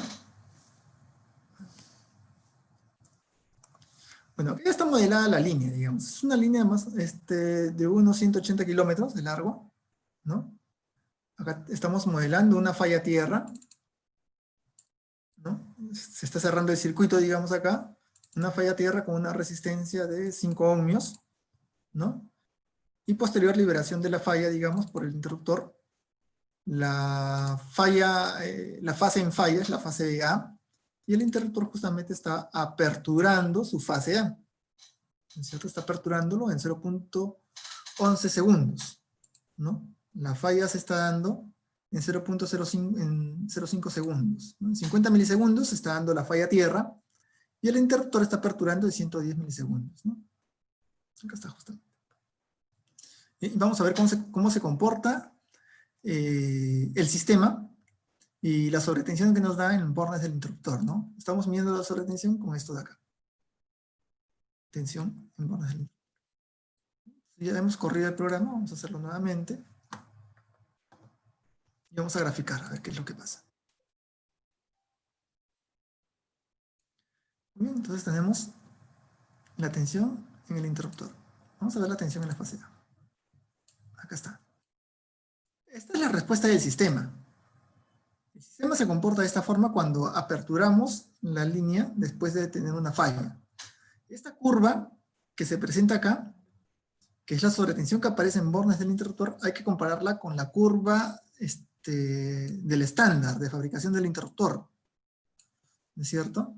Y la vamos a comparar con una curva primero completa, como si la falla tierra sea igual a la corriente nominal del interruptor.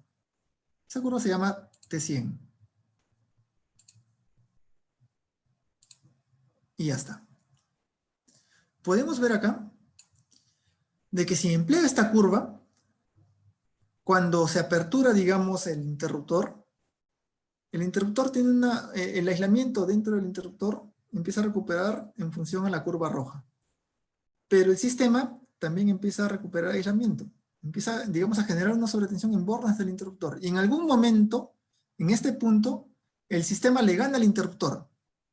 Por lo tanto, a partir de ese punto empieza a haber reencendido de arco dentro del interruptor y por lo tanto desgaste de las boquillas y toberas, ¿no? Entonces esto es lo que se quiere evitar.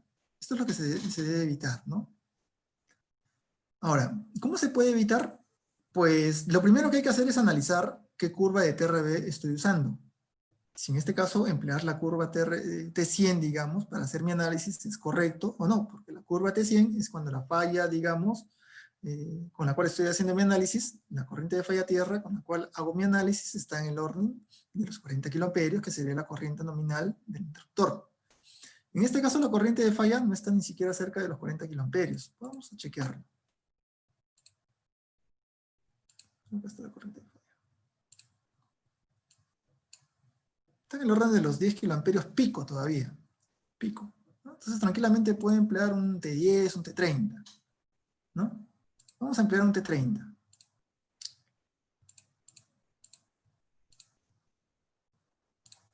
Y si emplea un T30, pues esta es la curva nueva de recuperación del aislamiento del interruptor. Y esta es la respuesta del sistema. Entonces podemos ver que el interruptor recupera aislamiento más rápido que el sistema eléctrico, ¿no? Por lo tanto, no tendría inconveniente, digamos, de reencendidos de arco. Ahora, ¿qué pasaría si no tuviese otra más que emplear esta curva? Y estoy acá, no puedo hacer nada más. Digamos que la corriente de falla es del orden de los 30, 40 kiloamperios y me corresponde emplear esta curva. Hay elementos que nos ayudan a mitigar, digamos, el TRB. Entre ellos están los condensadores. Muchas veces los condensadores nos ayudan a poder disminuir la respuesta del sistema. Vamos a ver rápidamente. En la presentación hay unos ejemplos, me parece, ¿no? Podemos emplear condensadores o resistencias de precipitación. Los condensadores, sus valores típicos de condensadores en interruptores están en el orden de los 1600 picofarads. Entonces eso es lo que vamos a hacer. Vamos a colocarle un condensador de ese valor. A ver qué pasa con el sistema.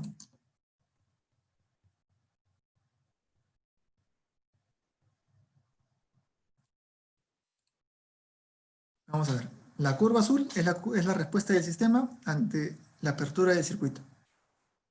Le he puesto un condensador en paralelo a la cámara del interruptor y vamos a ver qué es lo que pasa. Oh, interesante, ¿no? Interesante. Ahora la curva azul, que es la respuesta del sistema, se ve más atenuada, ¿no? Por lo tanto, ya no tengo problemas de TRB. Por lo tanto, se cumple la teoría, ¿no? Se cumple de que empleando capacitancias paralelas a las cámaras de interrupción de los interruptores, pues se pueden mitigar los reencendidos de arco, ¿no es cierto? Por TRB. Muy bien. Interesante, ¿no?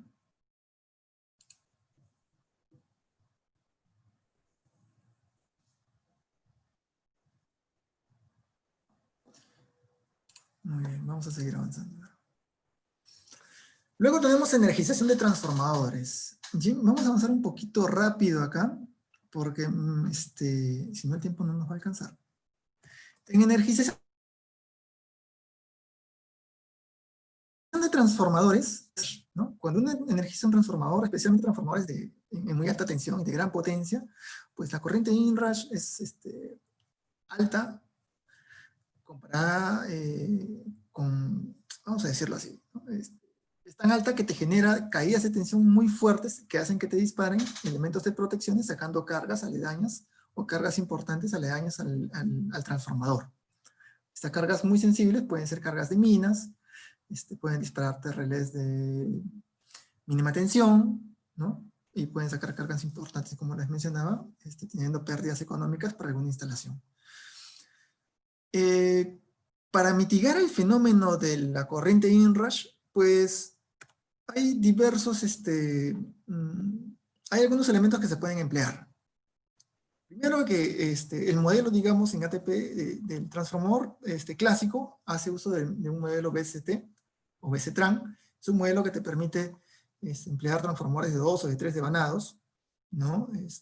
Con configuraciones diferentes, pueden ser de autotransformador o transformador, y te permite meter o incluir dentro de esos parámetros los ensayos de las pruebas, ¿no? De los test reports, ¿no? Ya sea de ensayo de cortocircuito o de circuito abierto, ¿no? Y te permite inclusive colocar un ramal externo que te simula la magnetización del núcleo, ¿no? Para poder evaluar justamente la corriente inrush. Bien, eso es lo que se ha modelado acá, digamos, con el ATP. Bien, y lo que se quiere hacer acá es lo siguiente, pues, ¿no? Entonces vamos a evaluar qué es lo que pasa si energizamos este transformador. Este no es un transformador pequeño, es un transformador conectado a 500 kilovoltios. Es un transformador de 600 MVA, ¿no? Es un transformador importante, uno de los más grandes que hay en el sistema eléctrico. Entonces, vamos a energizarlo. Inclusive acá hay algo particular, ¿no? Muy rápido, tocamos esto. Tenemos dos transformadores de 600 MVA, autotransformadores, perdón. Dos autotransformadores de 600 MVA conectados, digamos, metidos en la misma subestación y que trabajan en paralelo. Entonces, vamos a hacer lo siguiente. Vamos a energizar primero uno y vamos a ver qué pasa. Si es que lo energizo con un cierre tripolar, sin considerar nada, a la mala, cerramos el circuito, el interruptor, y vemos qué es lo que pasa con el transformador, qué es lo que pasa con la corriente de inrush. Y luego vamos a ver los elementos de mitigación de la corriente de inrush, ¿no? Que pueden ser resistencias de preinserción y finalmente el mando sincronizado, ¿no? Entonces, si yo no empleo un cierre controlado, si empleo un cierre tripolar, la corriente, digamos, de arranque, la corriente de inrush del transformador es alta, ¿no? Están alrededor de los 2000 amperios. Lo que ha pasado es que justamente estas corrientes hacen que se generen muchos armónicos en las señales de tensión, ¿ya? Y generan muchas caídas de tensión también en los circuitos o barras aledañas, haciendo que se disparen algunas protecciones, ¿no? Entonces, es necesario mitigar esas corrientes inrush. Muy bien. Lo siguiente que podemos hacer es emplear un cierre no controlado, igual, ¿no? Un cierre tripolar, similar al anterior, pero con una resistencia de preinserción. Una resistencia de preinserción es un elemento que va conectado en paralelo a la cámara del interruptor. Y durante el cierre, la resistencia pues cierra primero y después cierra el circuito principal o el circuito de la cámara. Y ante la apertura, lo primero que abre es el circuito principal y después el circuito de la resistencia. En este caso, al emplear resistencias de preinserción en un cierre no controlado, pues se mitiga bastante la corriente de inrush, ¿no? Anteriormente era de 2.9 PU, la corriente de arranque del transformador, y ahora pues estamos hablando de 1.5 PU. Ya ha bajado bastante, ¿no? De 2000 amperios que era inicialmente, ya hemos bajado a 1000 amperios más o menos, ¿no? Pero emplear, digamos, una resistencia de preinserción puede ser adecuado, pero también presenta elementos adicionales, digamos, en el interruptor que hacen que lo encarezca, ¿no? Actualmente tenemos otros elementos, que son los mandos sincronizados, que son elementos que toman las señales o los parámetros aledaños al interruptor, ya sea señal de corriente o señal de tensión, antes de la maniobra, y después de la maniobra para poder hacer algún afín o ajuste en sus parámetros, con lo cual podemos garantizar un cierre en los momentos exactos, digamos, de tal forma que las corrientes inrush sean lo más o muy, muy pequeñas, que no afecten, digamos, al sistema eléctrico, ¿no? Eso es lo que podemos lograr con los equipos de mando sincronizado. Y esto es lo que pasa. Este es un cierre controlado, ¿no? Donde primero se cierra un polo en el momento adecuado y posteriormente se cierran los otros polos en el momento adecuado también, no en cualquier momento. El mando sincronizado le dice por polo, a cada uno de los polos del interruptor le dice, el polo A cierra en este momento, el polo B y el polo C cierran en este instante, ni antes ni después.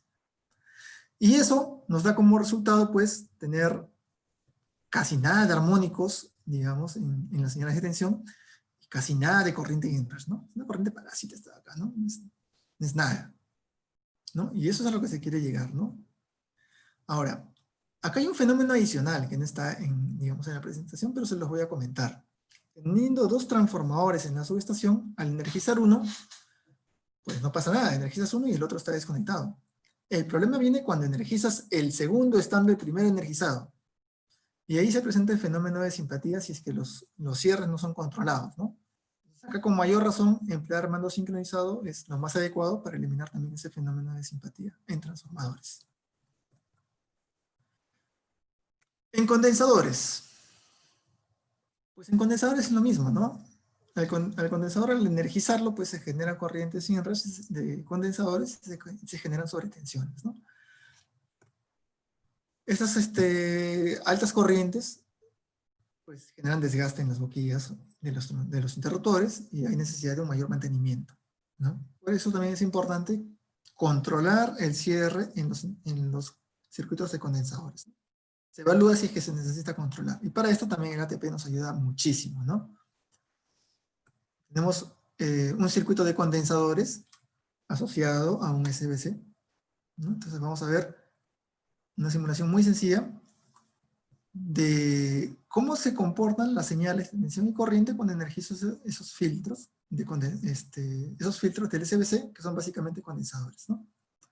Entonces, si es que no controlo el cierre, si es que yo no controlo el cierre, pues tengo altas señales de corriente, ¿no? Y tengo sobretensiones también. Entonces, acá lo adecuado sería controlar también el cierre del interruptor para que elija el momento adecuado por polo, digamos, de tal forma que estas señales de corriente y tensión sean lo mínima posible, ¿no? Lo mínimo posible para el sistema. Que genere menor impacto en el sistema eléctrico. Creo que por acá lo tengo también. Vamos a ver.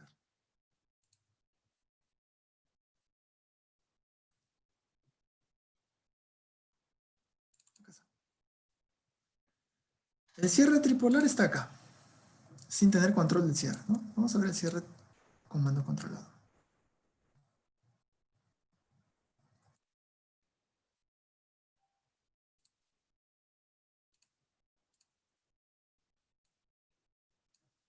Lo que vamos a ver ahorita son las señales de...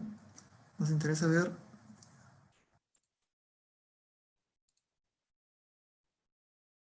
Vamos a ver las corrientes primero, ¿sí? Bastante bajas, ¿no? Anteriormente teníamos 12 kiloamperios, ahora tenemos 6 kiloamperios de corriente, ¿no? Bastante bajas, digamos casi la mitad de los valores anteriores, ¿no? Cercanos a los valores de corriente nominal del condensador o de los filtros, y las señales de tensión también deberían estar en ese orden, ¿no? Muy poca distorsión, ¿no? Estas señales inclusive están cubiertas por el mismo aislamiento nominal de los equipos, así que no habría problema, ¿no? Entonces esa es la ventaja de emplear mando sincronizado muchas veces, ¿no? Nos genera o nos mitiga bastante el efecto de una maniobra en las señales de corriente y tensión. En reactores, la preocupación es la apertura. Y es que los interruptores están diseñados para aperturar altas corrientes de falla, ¿no? Del orden de los cientos de amperios, ¿no? O que en el orden de los kiloamperios, ¿no? Pero muchas veces tenemos alta tensión, muy alta tensión, y tenemos valores pequeños de corriente, de tamaño de reactores, ¿no? De potencia de reactores. Y eso hace que la apertura del reactor, pues, sea con corrientes del orden de los 50 amperios, 100 amperios. Y esas pequeñas corrientes inductivas hacen que se generen sobretensiones tanto en los bornes del interruptor como en el aislamiento del reactor, ¿no? Y eso hace que muchas veces puedan haber problemas de aislamiento en el mismo reactor, o puedan haber reencendidos de arco en el interruptor. Entonces lo que se quiere hacer es evaluar eso, ¿no? Evaluar qué es lo que pasa, si es que realmente se da reencendidos de arco o no al aperturar pequeñas corrientes inductivas, ¿no? Y eso es lo que se quiere lograr con estos análisis, ¿no? El análisis es mucho más profundo, pues hay que considerar, en este caso, mucho las capacitancias propias, digamos, de los interruptores, que juegan un papel muy importante, digamos, en el análisis, así como las capacitancias propias de los bujes, o las capacitancias propias de los reactores, ¿no? Entonces, cuando tenemos, por ejemplo, reactores de 50 MW que son megavar, que son muy pequeños, digamos, conectados a barras de 500 kilovoltios, pues efectivamente, si no consideramos mando sincronizado, tenemos problemas de TRB y problemas de reencendido, ¿no? Y lo que se quiere lograr es, pues, que esto no haya. El mando sincronizado lo que hace en estos casos es lograr que los interruptores tengan una distancia entre contactos, digamos, de arco, lo suficiente para poder ganar suficiente aislamiento y evitar estos reencendidos, ¿no? Mientras mayor sea el valor de la potencia del reactor, pues estos reencendidos son menos probables, ¿no? El problema se da cuando las potencias son muy pequeñas, ¿no? Y estos tipos de potencias de 50 megabar existen realmente en el sistema eléctrico ahorita, ¿no? Hay reactores de 50, 75, 100 megabar operando en subestaciones de 500 kilovoltios, ¿no? Es un tema que sería interesante ver si es que actualmente están presentando algún problema por pérdida de aislamiento o por reencendidos. Muy bien. Y ahora nos toca ver la energización y recierre de líneas de transmisión. En las líneas de transmisión, pues, se dan esos dos fenómenos, ¿no? Una línea puede ser energizada en vacío, ¿no es cierto? Cuando yo quiero energizar una línea y conectar estaciones, pues las energizo en sus tres polos, ¿no? En sus tres circuitos, en sus tres fases. Energizo a un cierre tripolar, digamos, en uno de los extremos y cierro en el otro extremo y uno las estaciones, ¿no? Pero también tenemos los fenómenos de recierre, que básicamente se dan cuando hay una falla tierra, digamos, y yo necesito liberar fallas, necesito liberar esa falla para poder hacer posteriormente un recierre exitoso. Entonces, ¿qué es lo que pasa? Un cierre tripolar con un extremo abierto te genera sobretensiones de un tipo, de un valor, de una magnitud.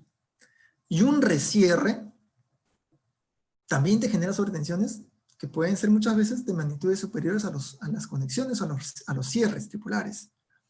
Porque los recierres, lo que sucede es que cuando yo aperturo intempestivamente una línea o una de las fases, pues esa fase que ha sido liberada se queda con una carga atrapada, una carga capacitiva, por efecto del acoplamiento de las fases sanas con la fase en falla, ¿no es cierto? Hay una carga atrapada ahí, y esa carga no se extingue al momento de aperturar, digamos, la línea. Entonces, esa carga demora en extinguirse y muchas veces tenemos que hacer el cierre posterior, digamos, ante una falla en los 500, 600 milisegundos posteriores a la apertura de la línea o de la fase en falla. Entonces, la línea o la fase en falla cierra con una carga, con un valor de carga atrapada y se genera pues una sobretensión, que muchas veces, como les digo, es de magnitud mayor a las sobretensiones que se generan por conexiones de líneas de transmisión. ¿Bien? Y eso es lo que vamos a ver ahora. Bien, vamos a ver, tenemos acá una línea de 220 y tenemos pues la energización de la línea. Vamos a verlo con el ATP. Va a ser bastante más interesante.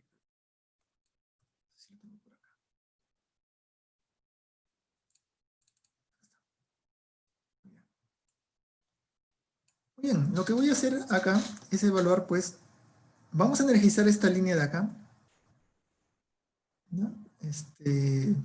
Vamos a energizarla desde este extremo. Bien, y teniendo este extremo, que es en el lado de esta subestación, con el interruptor abierto, y vamos a medir las sobretensiones en este extremo de la línea, haciendo un cierre o energización desde este lado. Vamos a ver cómo se comportan las sobretensiones.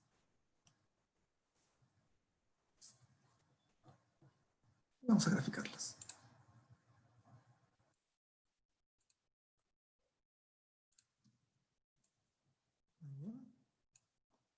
Este extremo vamos a ver cómo se llama. Se llama X011. Muy bien, y estas son las sobretensiones que se presentan en este extremo, ¿no? Se presentan sobretensiones del orden de los casi 400 kilovoltios, ¿no? La tensión nominal de este sistema es 220 kilovoltios fase, ¿no? Fase tierra y pico es un poco menos, ¿no? Pero ya hay sobretensiones importantes, ¿no? Entonces, estas sobretensiones son las que se deberían considerar para hacer una selección adecuada del aislamiento de la línea de transmisión, ¿no? O sea, sabemos que cuando diseñamos estas líneas se están considerando este tipo de maniobras y sobretensiones que se generan por estas maniobras para el aislamiento de la línea, o cómo las estamos diseñando, ¿no? Lo posterior que vamos a hacer es un recierre. Vamos a ver un recierre ahora. Por acá hay un recierre. Y vamos a ver cómo se comportan las sobretensiones.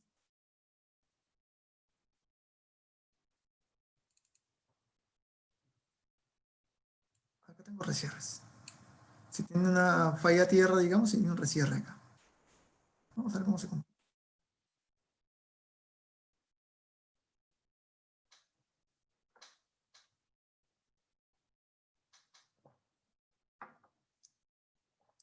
Vamos a evaluar este punto.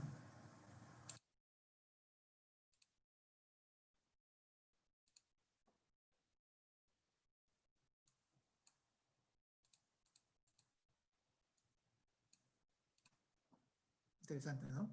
Miren qué es lo que pasa acá. A ver. Yo tengo mi línea trabajando de manera normal. En este punto se produce, digamos, una falla a tierra y se produce una distorsión, digamos, de las señales de corriente, de las señales de tensión. Y acá está la fase A con una carga que ha sido atrapada en ese momento, ¿no? Por efecto de la inducción de las otras líneas, ¿no? Y yo, después de, digamos, de que tengo esa carga atrapada, voy a cerrar el interruptor. Voy a cerrar el interruptor y debido a ese cierre con esta carga atrapada, pues se genera esa sobretensión, ¿no? Una sobretensión más elevada, ¿no?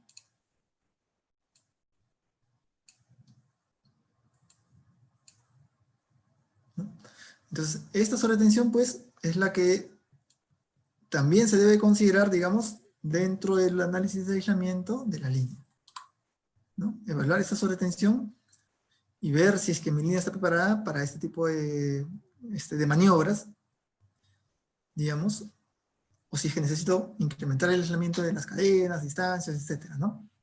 De eso se trata, ¿no? Los resierres te generan muchas veces sobretensiones mayores a las conexiones. Y para mitigar, digamos, estos fenómenos, pues se puede emplear dos elementos básicamente. Se pueden emplear resistencias de penetración, con lo cual se mitiga, digamos, la sobretensión que se pueda generar, o también puedes emplear mando sincronizado, ¿no? Para poder encontrar el momento exacto del cierre que te genere menor valor de sobretensión en el sistema. ¿Mm? Vamos a ver el resumen, ¿no?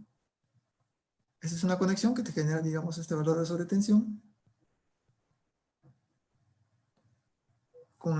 empleando, digamos, de resistencias de preinserción, pues se ve que se mitiga realmente las sobretensiones, se mitigan bastante, y pueden emplear también mando sincronizado, ¿no? También ayuda bastante, ¿no? Ahora, quiero hacer muy rápido estos dos últimos temas, que son, al menos lo que yo considero un poquito más interesante, ¿no? Para analizar. Y ya entrando, o rescatando, digamos, el tema de maniobras en línea, pues se puede entrar un poco a lo que es aislamiento en líneas de transmisión, ¿no? Y cómo emplear, digamos, las simulaciones de energizaciones y reconexiones para poder hacer una adecuada selección del aislamiento en las líneas de transmisión siguiendo el estándar 671, ¿no? Entonces el estándar es claro, ¿no? El estándar nos dice, lo primero que tienes que hacer es determinar las sobretensiones representativas, después aplicarle los factores de coordinación, determinar sus tensiones, sobretensiones requeridas, y seleccionas pues tu aislamiento normalizado, ¿no? En el caso de equipos, si pasamos a esas etapas, ¿no? En el caso de líneas, como no hay equipos, nos quedamos en el cálculo de tensiones requeridas. Bien, entonces, el estándar nos dice que para sobretensiones de maniobras hay que partir de esta gráfica. El problema que esta gráfica, que proviene del mismo estándar, digamos, y ha sido desarrollada en base a diversas experiencias y simulaciones de diversos tipos de líneas, de diferentes longitudes, diferentes tensiones, pues no es tan fácil encontrar un valor adecuado de sobretensión, y en todo caso, si uno selecciona un valor, siempre está pues la duda por algún revisor, supervisor, de que sea el valor más adecuado. Entonces, para eso se emplean mejor simulaciones. Y en este caso hacemos simulaciones estadísticas, ¿no? El ATP tiene herramientas para evaluar simulaciones estadísticas, tiene interruptores estadísticos que nos permite en un rango de tiempo hacer 10, 100, 200 energizaciones, maniobras, de tal manera de obtener toda una gráfica o volumen o bolsa, digamos, de valores de sobretensiones para poder encontrar una estadística a partir de esos valores de sobretensiones, ¿no? El ATP nos permite hacer ese trabajo empleando interruptores estadísticos, ¿no? Vamos a mirarlo rápidamente. pues me gustaría entrar también al tema del back flashover.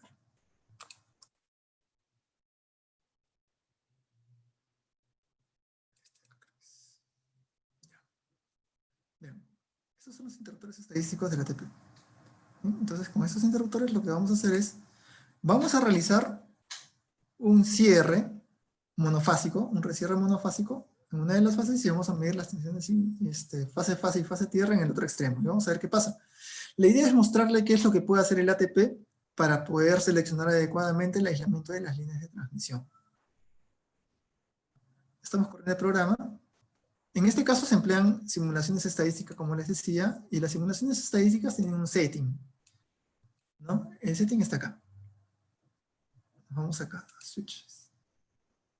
Bien, acá le damos el número de simulaciones. Pueden emplearse, el ATP tiene dos tipos de interruptores para estos casos. Tiene interruptores estadísticos e interruptores sistemáticos. Los estadísticos son los que emplean dentro de un rango de tiempo energizaciones en cualquier momento, digamos, que el programa seleccione. Los interruptores sistemáticos van, digamos, a partir de un periodo de tiempo y a partir de un paso, pues empiezan a incrementarse ese paso y la maniobra del interruptor se hace en cada uno de esos pasos, digamos, que no seleccionado, ¿no? Es más continuo. El estadístico no. El estadístico puede ser, digamos, en cualquier momento de ese periodo de tiempo que yo seleccione. Luego tenemos una cantidad de maniobras que yo quiero realizar. Pueden ser 100, pueden ser 200. En este caso, por facilidad, los he hecho en 20 maniobras, ¿no? Los demás son valores por defecto. ¿Bien? El tema va en cómo encontrar los valores de simulación, ¿no? Porque son valores estadísticos y que no están ploteados, ¿no? Acá no hay valores, acá van a aparecer solo curvas, ¿no? ¿Cómo encuentro esos valores de simulación? Porque he hecho 20 maniobras y de las 20 maniobras yo quiero que el programa me diga cuáles son las estadísticas de esas 20 maniobras. Y la idea es que esas 20 maniobras reemplacen esta gráfica. Esta gráfica representan las sobretensiones con una probabilidad del 2% de ser superadas, ¿no? Y lo mismo quiero encontrar yo a partir de las maniobras estadísticas que he realizado y encontrar pues esa sobretensión con esa probabilidad del 2% de ser superada. Para eso nos vamos acá, a ATP, nos vamos a View List File. Agrandamos. Agrandamos esto. Y nos vamos hasta abajo. Si se dan cuenta, si seguimos viendo el archivo, acá podemos encontrar todas las simulaciones que hay. La primera maniobra. Disculpe, no está compartiendo, ingeniero. A ver, dame un segundo.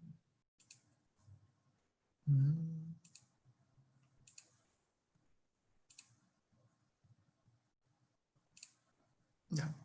¿Se vio cuando entré a este archivo? No, no sale de frente el text editor. Bien, vamos a verlo nuevamente. Vamos a...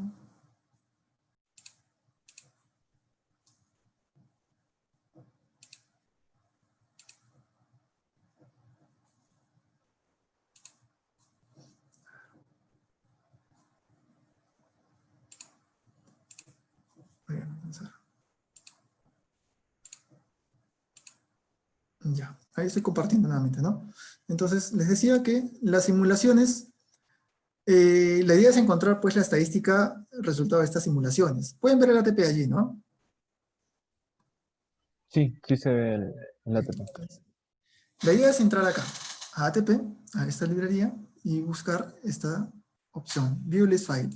Y acá encontramos un archivo que nos muestra todas lo que el programa ha hecho. Y nos vamos hasta abajo.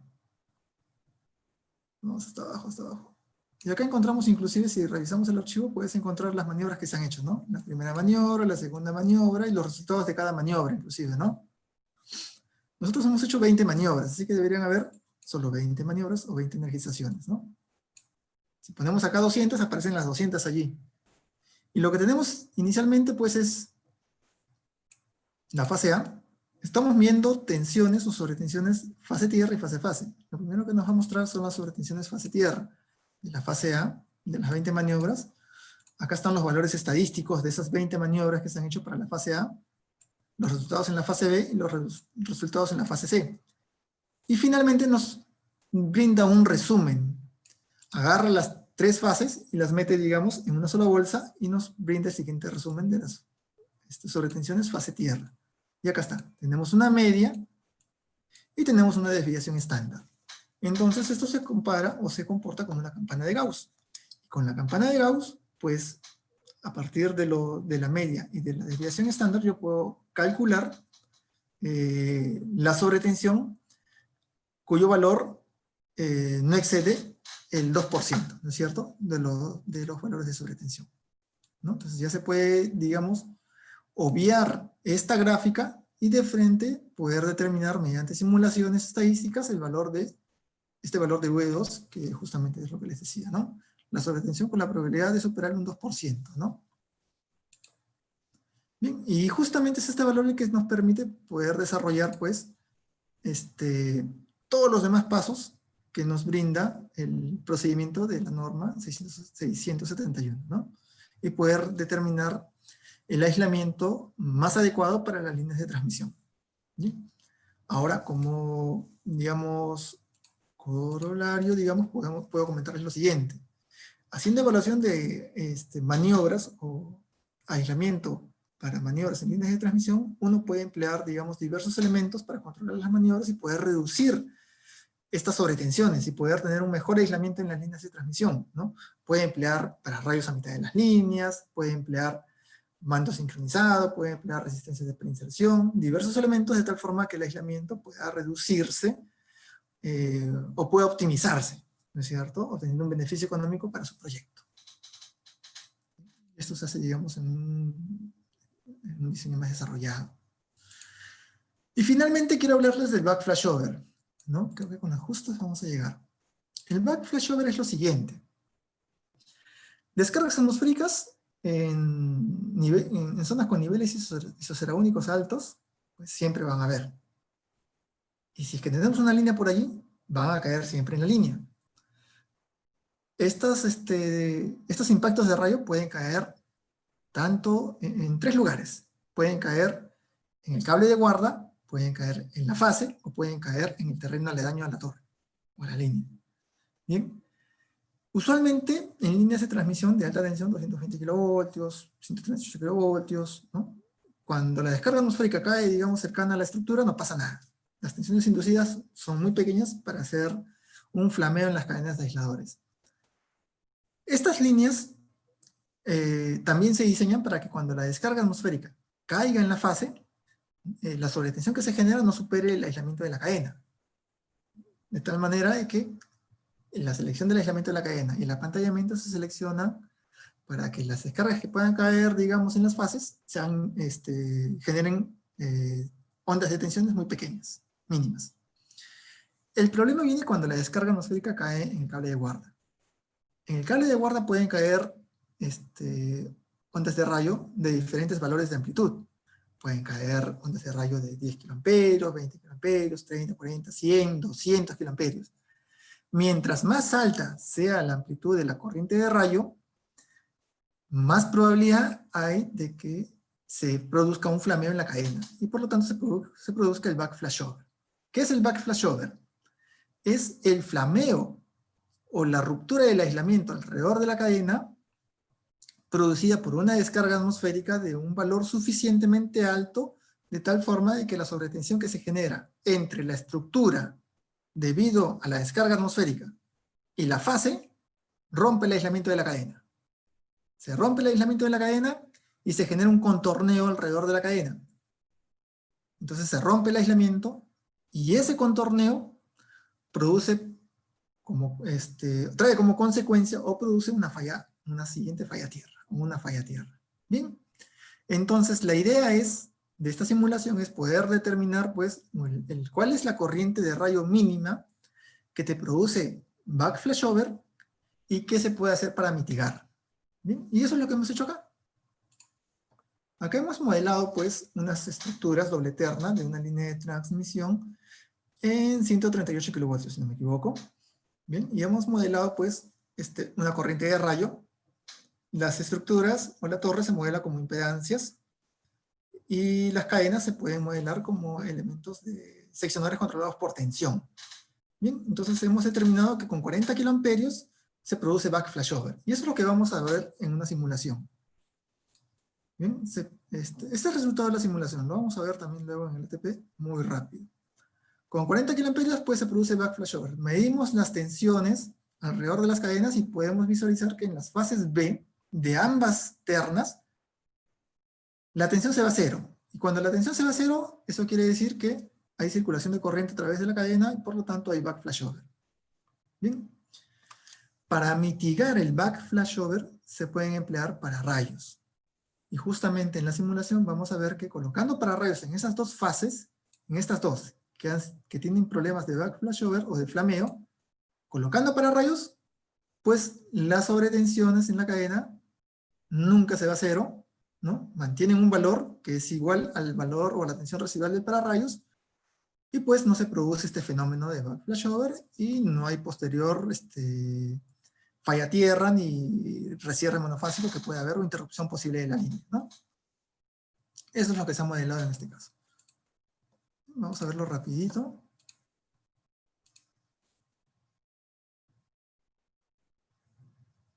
Acá está.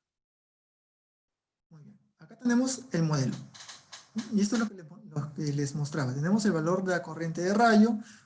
Para la corriente de rayo, pues, modelarla tiene también sus detalles, ¿no? No es solo emplear una corriente de rayo y ya, ¿no? La corriente de rayo tiene sus particularidades, esa forma de onda tiene sus particularidades, tiene un tiempo de subida, tiene un tiempo de bajada, todo eso hay que saber modelarlo para obtener un resultado adecuado, ¿no? Igual, estas impedancias también se modelan, ¿no? En función a la longitud de la torre, la geometría de la torre. Las cadenas, que en este caso son seccionales controlados por tensión, también hay que saber modelarlas. En este caso es muy sencillo, ¿no? Pues se coloca la tensión a la cual la cadena va a cerrar, el seccionador va a cerrar, ¿no? Se pueden emplear modelos más complejos, pero el resultado muchas veces no cambia, ¿no? Es bastante similar. Las puestas a tierra también puedes emplear elementos finitos, elementos, digamos, de parámetros distribuidos para obtener un mejor resultado. Bien, entonces vamos a simular rápidamente esto. Y acá tenemos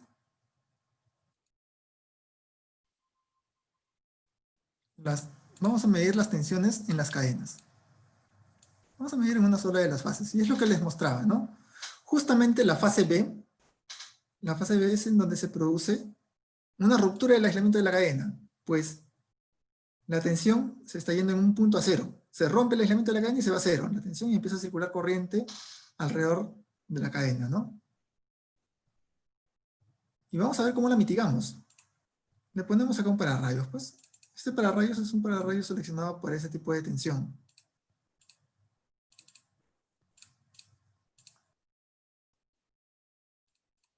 Vamos a refrescar esto. Miren la curva roja, ¿sí? Va a cambiar. ¿Ven? Las sobretensiones que se generan alrededor de la cadena de la fase B se ven limitadas ya por la tensión residual de pararrayos. La tensión residual de pararrayos corta, pues, el frente de onda, que viene como resultado del impacto de rayo, y evita, pues, que haya un flameo alrededor de la cadena, ¿no? Y esto es un análisis que se hace torre por torre, ¿no? Entonces, en una línea muy larga, muy extensa, se evalúa, pues, qué estructuras tienen este problema, si el problema es de la puesta a tierra, si que se puede mejorar o no la puesta a tierra, y finalmente la opción, en caso ya no se pueda hacer nada con el sistema de puesta a tierra, pues es colocar pararrayos y se evalúa si es que van en todas las fases o en alguna de las fases nada más, ¿no? Muy bien, eso era lo que les quería mostrar, chicos, esto es todo lo que les tengo en la presentación. De seguro hay infinidad de fenómenos transitorios que pueden revisar y la idea es que este programa, primero que es gratuito, les ayuda mucho a poder entender estos fenómenos físicos transitorios y aprender también, ¿no? Aprender y evaluar, ¿no? Y quizá pues a poder enterarse un poquito más de cómo funciona el sistema eléctrico, ¿no? Y los fenómenos que se muestran en él, ¿no? Bien, espero que les haya gustado la charla. Y nada, eso sería todo, ¿no? Por mi parte. Sí. ¿Qué tal, ingeniero? Buenas noches. Buenas noches. Eh, eh, Queríamos mostrarle un poco de las curiosidades que habían surgido a partir de su exposición. Claro. Bueno, me han hecho llegar un par de preguntas y la primera viene de Rodrigo Durá. Ujú. Pregunta, ¿este software me sirve entonces para dimensionar proyectos eléctricos de cualquier índole? Este software, sí, puedes emplear para cualquier tipo de proyecto, ¿bien? Pero recuerda que este software es para transitorios, básicamente, ¿no? Entonces, si tú quieres modelar o evaluar algún fenómeno de estado estacionario, pues este programa o este software no te va a ayudar mucho. Si quieres evaluar fenómenos transitorios, pues este programa me parece el más adecuado. Muy bien. Bueno, ahora viene la pregunta de, gracias también, tu mano, eh, Ricardo Ruiz, que nos pregunta, ¿qué daños físicos en el TC ocasiona una saturación? Ah, muy bien. Lo peor que puede pasar en el TC es que empiece a quemarse, a derretirse o inclusive hasta explotar, ¿no? El TC está definido para una potencia. Perdón, a ver. La saturación en el TC no debe de impactar, no debe de provocar mayor problema en el TC. El problema es que la corriente que tú quieres reflejar del primario al secundario no va a ser la misma, ¿no? Si es que en el primario tienes, por ejemplo, 100 y el TC está saturado, pues en el secundario no vas a tener 100 como respuesta o espejo, digamos, del primario, sino vas a tener por ahí 80, 70, 50, ¿no? No vas a tener una medida real de lo que tú esperas. Lo que te mencionaba del derretimiento, explosión, inclusive de los transformadores de corriente, eso es más para el burden, ¿no? Cuando un TC está muy cargado, digamos, más allá de su capacidad nominal, ¿no? Me había equivocado ahí.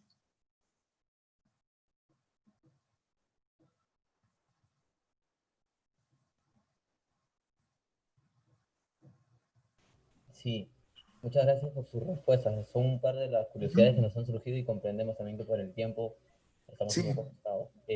Acá, disculpa, Adrián, acá hay otras dos que me han hecho llegar.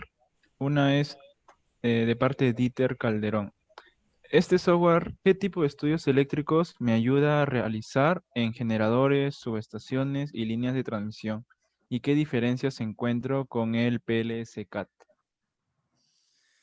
el PLC-CAT es un software que no he manejado realmente. Entiendo que también es para análisis de transitorios, pero tiene un entorno muy diferente al ATP. Me parece que es así. El ATP es el entorno que les he mostrado, y básicamente ambos me parece que son para análisis transitorios, tanto en cualquier elemento de un sistema eléctrico de potencia, ya sean subestaciones, generadores, líneas, y todo lo que podemos encontrar allí, ¿no? Inclusive si quisieras analizar la misma cadena de una línea de transmisión, digamos, también puedes evaluarlo. Ya depende, digamos, de la creatividad de uno, qué es lo que quiere analizar. Pero recordemos que es para análisis de transitorios, básicamente.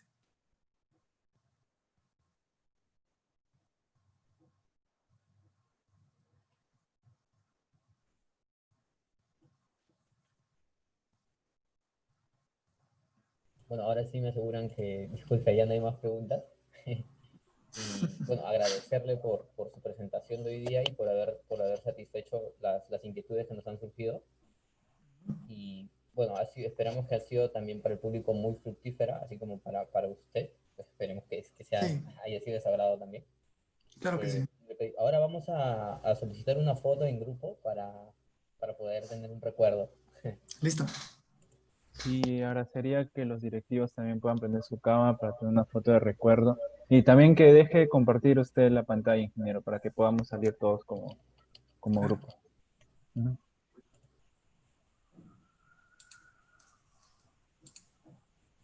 Ya está. Martín, Claudia, Adrián, tú también, por favor, para dejar constancia de esta tarea. Así no me deja por ahora. ¿Me pueden activar, por favor? Ya no hay problema entonces. Ya, ya, uno, ahí está entrando aquí. Ya, uno, dos, tres. Ya, listo. Muchas gracias. Gracias. Buenas Gracias. noches. Muchas gracias. Luego, cuídense, chicos. Suerte. Igual a usted, ingeniero. Gracias por su colaboración.